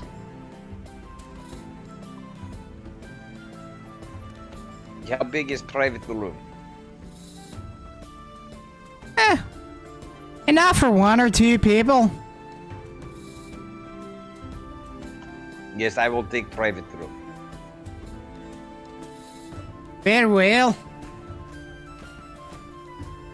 And you lot? How does the community room work exactly? Well, you go up there, you find a place where you can sleep, and you sleep there. There's a bunch of other people up there trying to sleep as well. Well, I think, Andriette, we should split a private room. That way we don't have to be among the community. I think that sounds like a wonderful idea. I think we'll Yes. take a private room for the two of us. Very well. And you, my dwarf friend. Well, Holden, if you want, you can come with me since you buy me drinks. That's a fair trade. I'll take it. Very well, that'll be 5 silver each. Well, each pair. So a total of 1 gold. I will pay for all rooms. My. Quite the gentleman. I would give you a high five, but I can't reach that high. As she kind of looks you up and down in confusion. And I don't know what a high five is, but okay. You know what? Me neither. I have wings. Right. Well, here are your keys. She hands out 2 keys.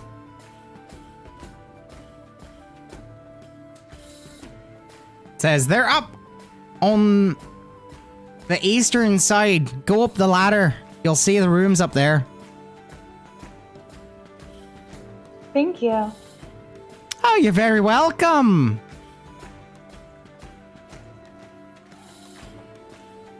Anything else? Yep, I'm gonna go to where she pointed. Yep. Heads up. Sure. Oh. And she's like, said anything else, expecting somebody to say something. Nobody said anything. So she's just like, oh, okay. And goes back to serving people at the bar.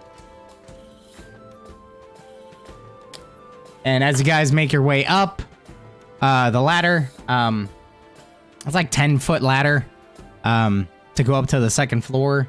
The loft, this section appears to be overturned hull. So the roof is kind of vaulted with the bow, not the bow, the keel of the ship. And seemingly like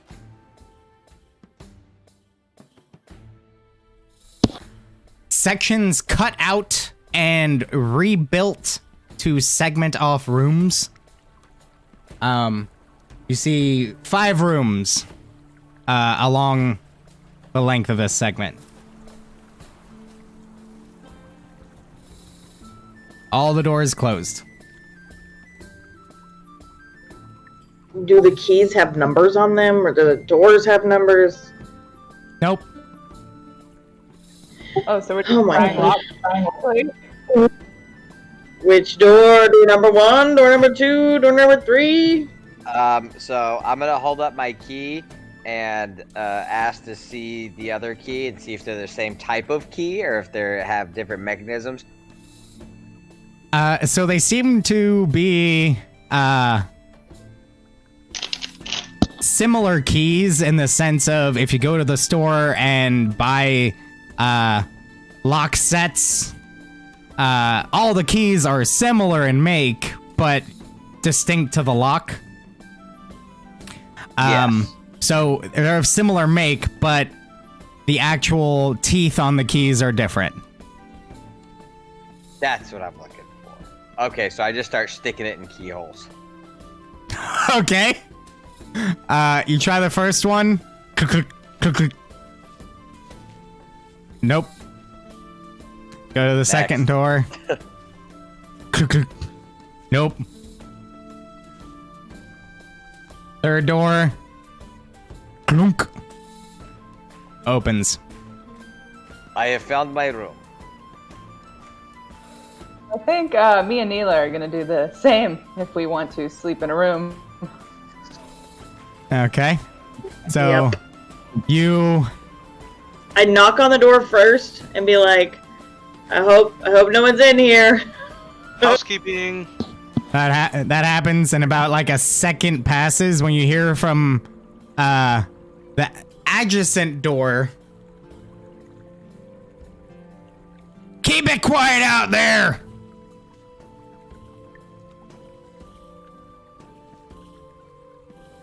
So as you attempt to unlock the first door that you stand before, it unlocks without issue. Well, that's convenient and nice. Yeah, first try. Yeah. So, you now find yourselves in your respective bedrooms for the evening. Is there anything else you guys would like to do? Yes.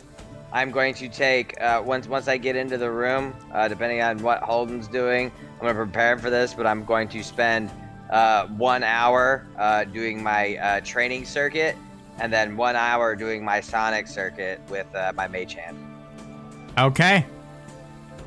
Very well. So you see Holden, Viren, running through, like, forms and, practice maneuvers with his weapon, and then manipulating a seemingly spectral hand for an hour. Oh, it's invisible though. Oh, so you don't see that part. You just see him doing shit with his hand that you're like, are you that Jedi kid from early YouTube? Well, so we were on the ship together for 2 weeks, right? Yeah, so if that's your ritual, you would have seen that at some point. Yeah, I would have been doing it like constantly throughout the journey. So yeah, okay. Good to see. So you see him, taking different approaches at different guards, like high guards, low guards, relaxed open stances, making power swings, more deft strikes, just at nothing in the air in particular, just running through his regimen. Yep. All right. I dismiss my sprite and start the ritual for Find Familiar for a pseudo dragon. Okay. So, Andriette, you watch as is it Neela or Nira? It's Neela. Okay. So you watch as Neela. Oh no, you wait. You know what? It is Nira. I spelt it wrong on my fucking tag. Sorry. Get it together. I drew that. So you watch as Nira sits down, drawing some sort of arcane circle on the ground, placing a brass brazier and lighting incense within it with a mixture of herbs. Nice smell. But the smoke slowly starts to kind of fill the atmosphere in the room. I mean, you're not in a sealed room, so it's not like it's suffocating. But she spends, I think it's an hour? Or is it 10 minutes?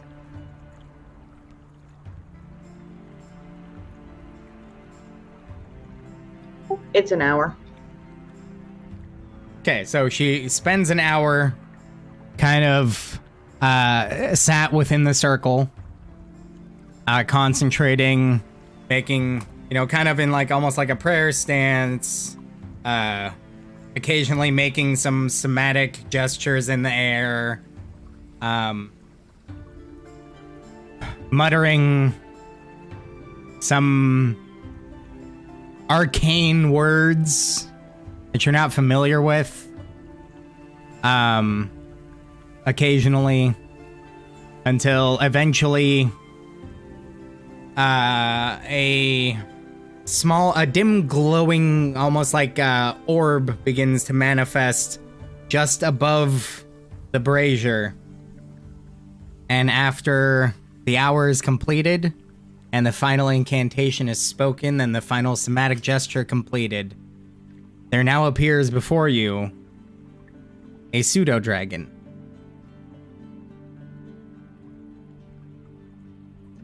And Nira greets Conwyn. It's so nice to see you. It's a white pseudo-dragon. Hey. And she kind of looks at you funny and says, "This is a sophisticated pseudo-dragon. Why do you think it would bite you?" I'm just saying. Stay over there.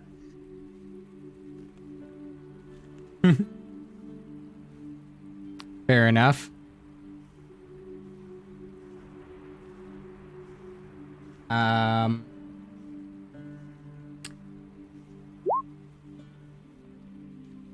For the record, that's your average size tome and candle and mouse.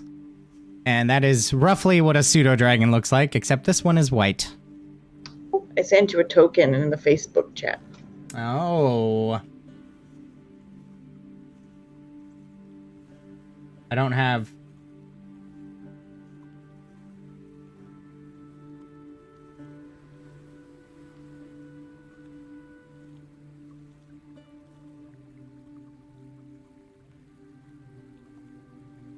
Are you sure you sent it to me? I put it in the Saltmarsh chat. I see your Fey person, your little sprite. And then I see Simon's character. Weird.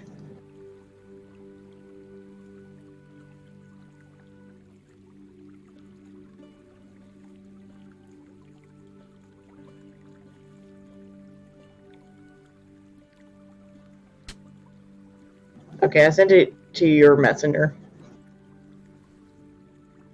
Oh, how funny. That's the picture I was going to use, but then I was like, that's like a dragon next to a pseudo-dragon. Whatever. But it's fine. That works.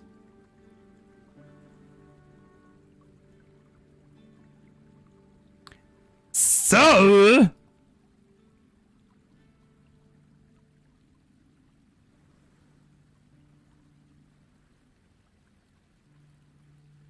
Name. And what's your pseudo-dragon's name? Tonwin. Conwyn?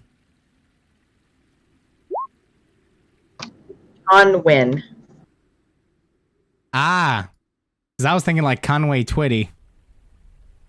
No.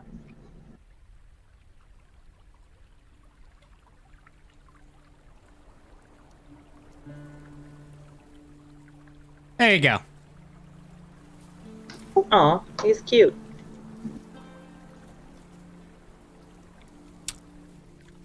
But yeah, so after that hour is complete, Tanwen is now with you. Anything else anybody would like to do before finding rest for the evening?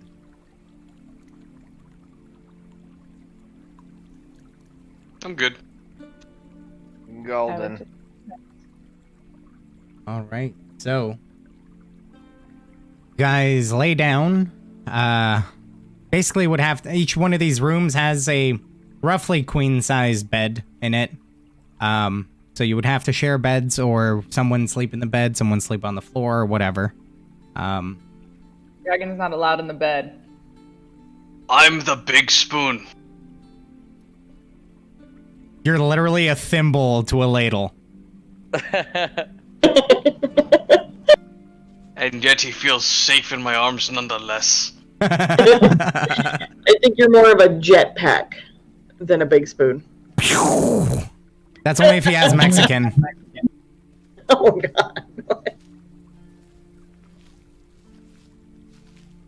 Oh my god. Somebody in my chat was just like, Conway Spitty. What the fuck? I will find a fucking way to use that. I swear to God. It's gonna be, what are those things called? Dilophosaurus? But it's an awakened one. His name is Conway Spitty. But those aren't real. They didn't spit. Shh. Shh. 6 foot tall velociraptors weren't real at the time of filming either. Yes, they were Utah Raptors. Nope, discovered after Jurassic Park. No, it was discovered literally right before, because that was like the one thing that they got away with. Anywho. Point being. Off subject. So you guys lay down, find your rest for the evening in your own respective manners, as a jetpack or a big spoon or otherwise. And that is where we will call it for tonight. It's like big spoon and straw.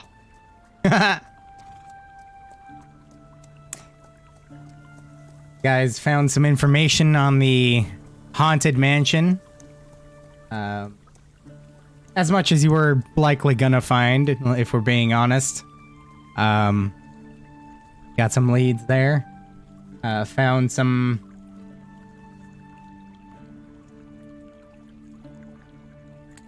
racist folk, for lack of better terms. At the very least, not accustomed to non-human or close to human races. You found the creepy town of Saltmarsh, hidden in a pocket of fog on the coast. And, really weird bridge. Hashtag Bridgegate in the chat.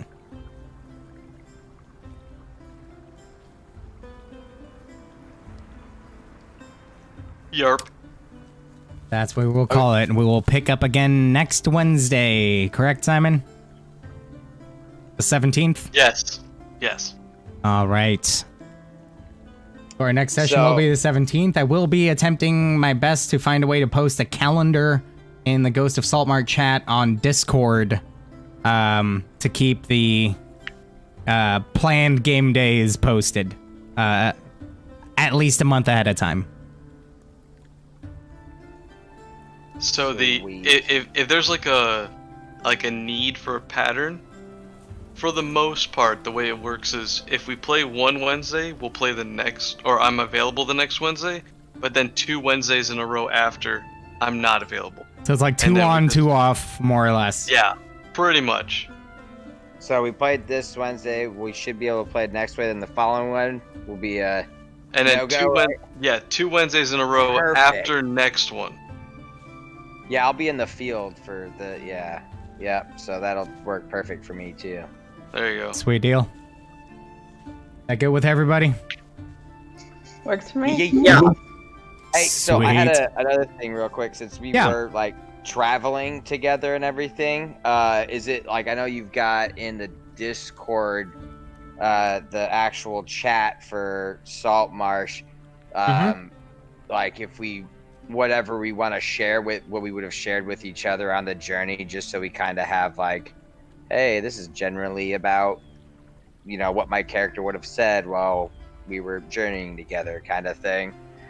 That way, like, you know, and it kind of helps me remember who's who. Right. So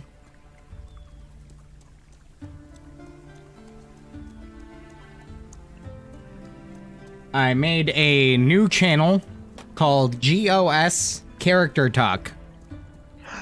Anything you guys have that you want to write out about your characters, information about your character that the rest might have picked up along the way, or any other pertinent information regarding your character specifically, feel free to post it in there. That way it's a perennial place for us to put our character stuff, because it can get lost easy in the Facebook chat. So oh yeah. And yeah, I'll be posting relevant information in the Ghost of Saltmarsh text channel, including that's where I'm gonna, I know there's a way to put a calendar in Discord. That's where I'm gonna try to put it. So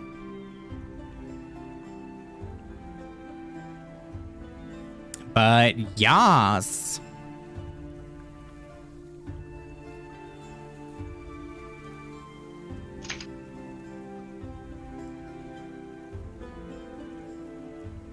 Yep, I'm totally feeling it. After Sweet. you know, my Tuesday night campaign is currently chock full of all we ever do is just combat all the time. I haven't had a long rest in like 13 sessions, so Jesus Christ. yeah, You can it's all be nice dead. yeah, exactly. That is Like, wild.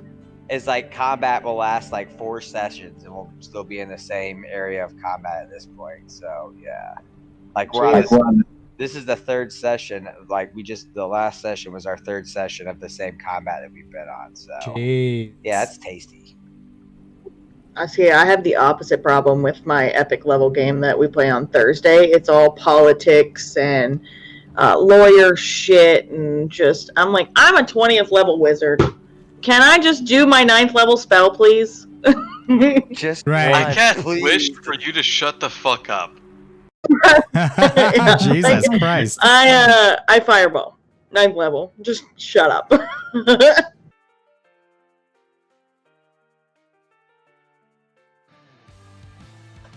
All Yeah. right, well, I'm gonna get going. Yeah, this was good. All right. Yep. Yeah. It was good to meet all y'all. You too, dude. Oh, nice to meet you. I will still be in Discord for a little bit for those who want to hang out and chat, if so desired. If I want to talk to you, I just go knock on your door. Did you hear You mean that, or kick did you down not hear his that? door?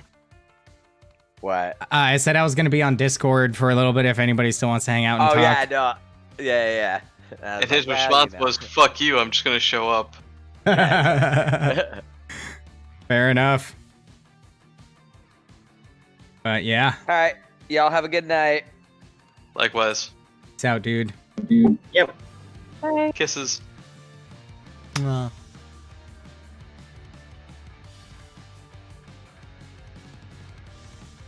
Once I get fucking Discord figured out on my phone. One day. Because I just got a new phone, so I have to fucking set all this shit up. That's how it goes.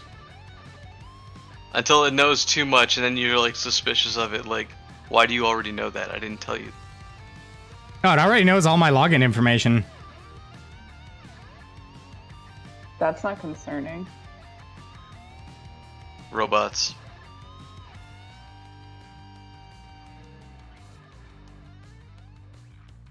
That's because I did Google backup. Somebody's microwave is ready.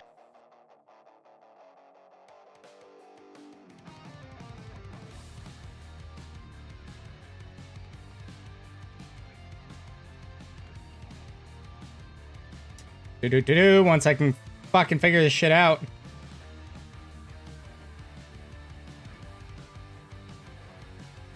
So wait, that's not a microwave I keep hearing? What? You guys don't hear a microwave? Am I going fucking nuts? No. It's my microwave? Oh, carry on, it's my microwave. Jesus Christ, dude.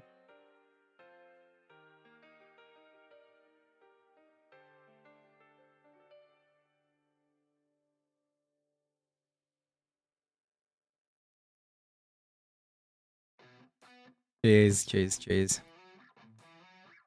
Yeah, right? New phones are like awesome, but suck at the same time somehow. I don't really get it. Not really sure how that works.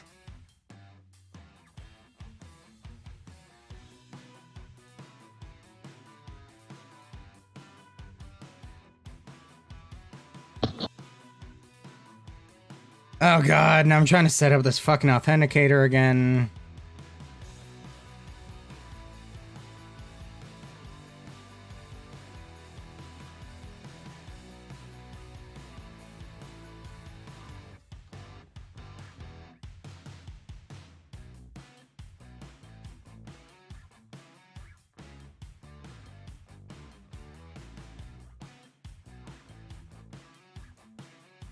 Oh god. How do I get into my shit? Dig real deep. You like your new phone? I thought it would be easier. Where did you send me my token at?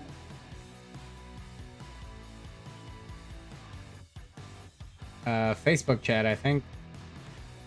Yeah, but like our personal chat or the group Yes. chat? Thank you. Should be, anyway.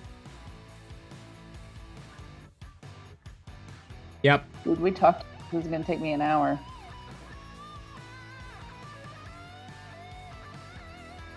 It's right above the back-to-back audio calls. Thank you. Yes'm.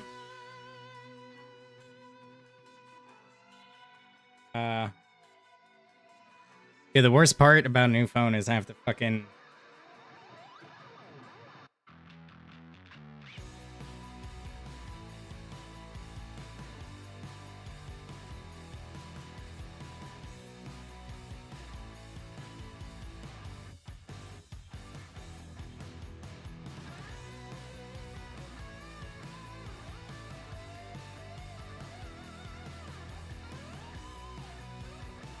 Ah, fuck.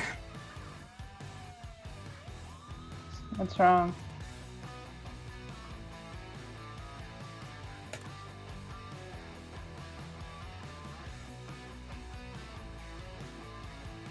Trying to figure out how to turn off two-factor authentication for Discord.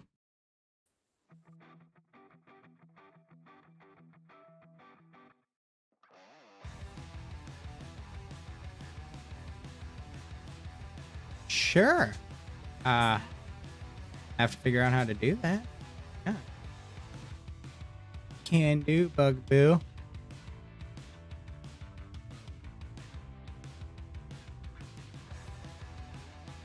Oh. A Baron notes.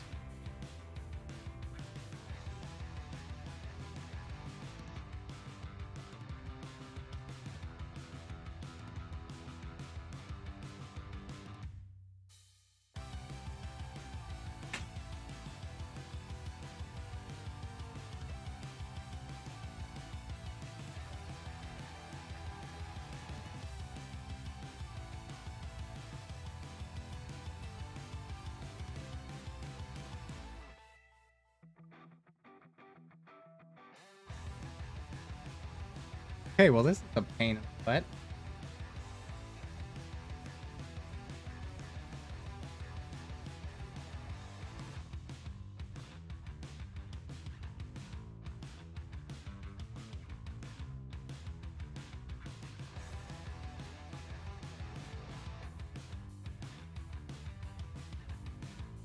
Shit.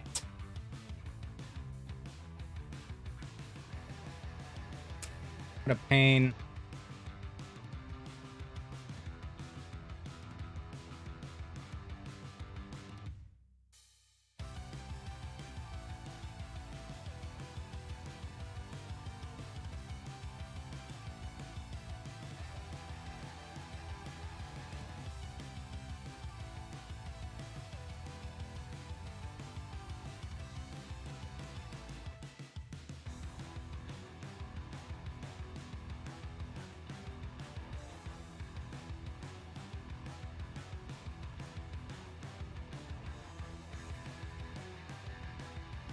How do I do this?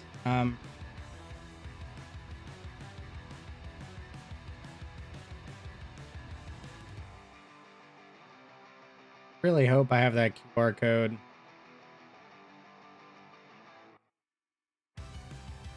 I'm not sure why I got kicked out. Of what? The group we're currently talking in. Weird. Yeah, it dropped me, and then I look back and it's just you in the chat, and I'm like, what? When did that happen? I don't know.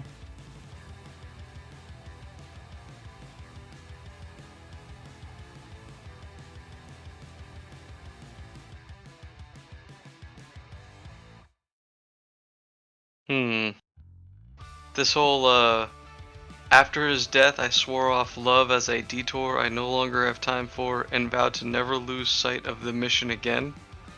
Also, some people have issue with I'll my figure it out. intensity and direct nature. Hey, thanks for stopping by. Hope you had a good time. That sounds funny. I sure did. I like it. Yeah, keep it classy, stay happy, This stay is a healthy, stay safe. rom-com in itself. Love yourselves. Love each other. But yeah. Peace out.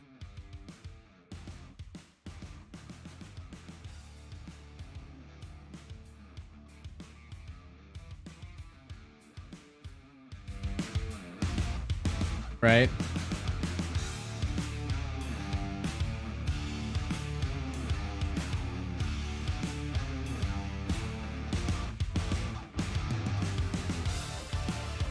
Well, Guy, I'm gonna head out for now, but I will see you next week and talk to you between then and now. Alright, peace out, homie. Later, man.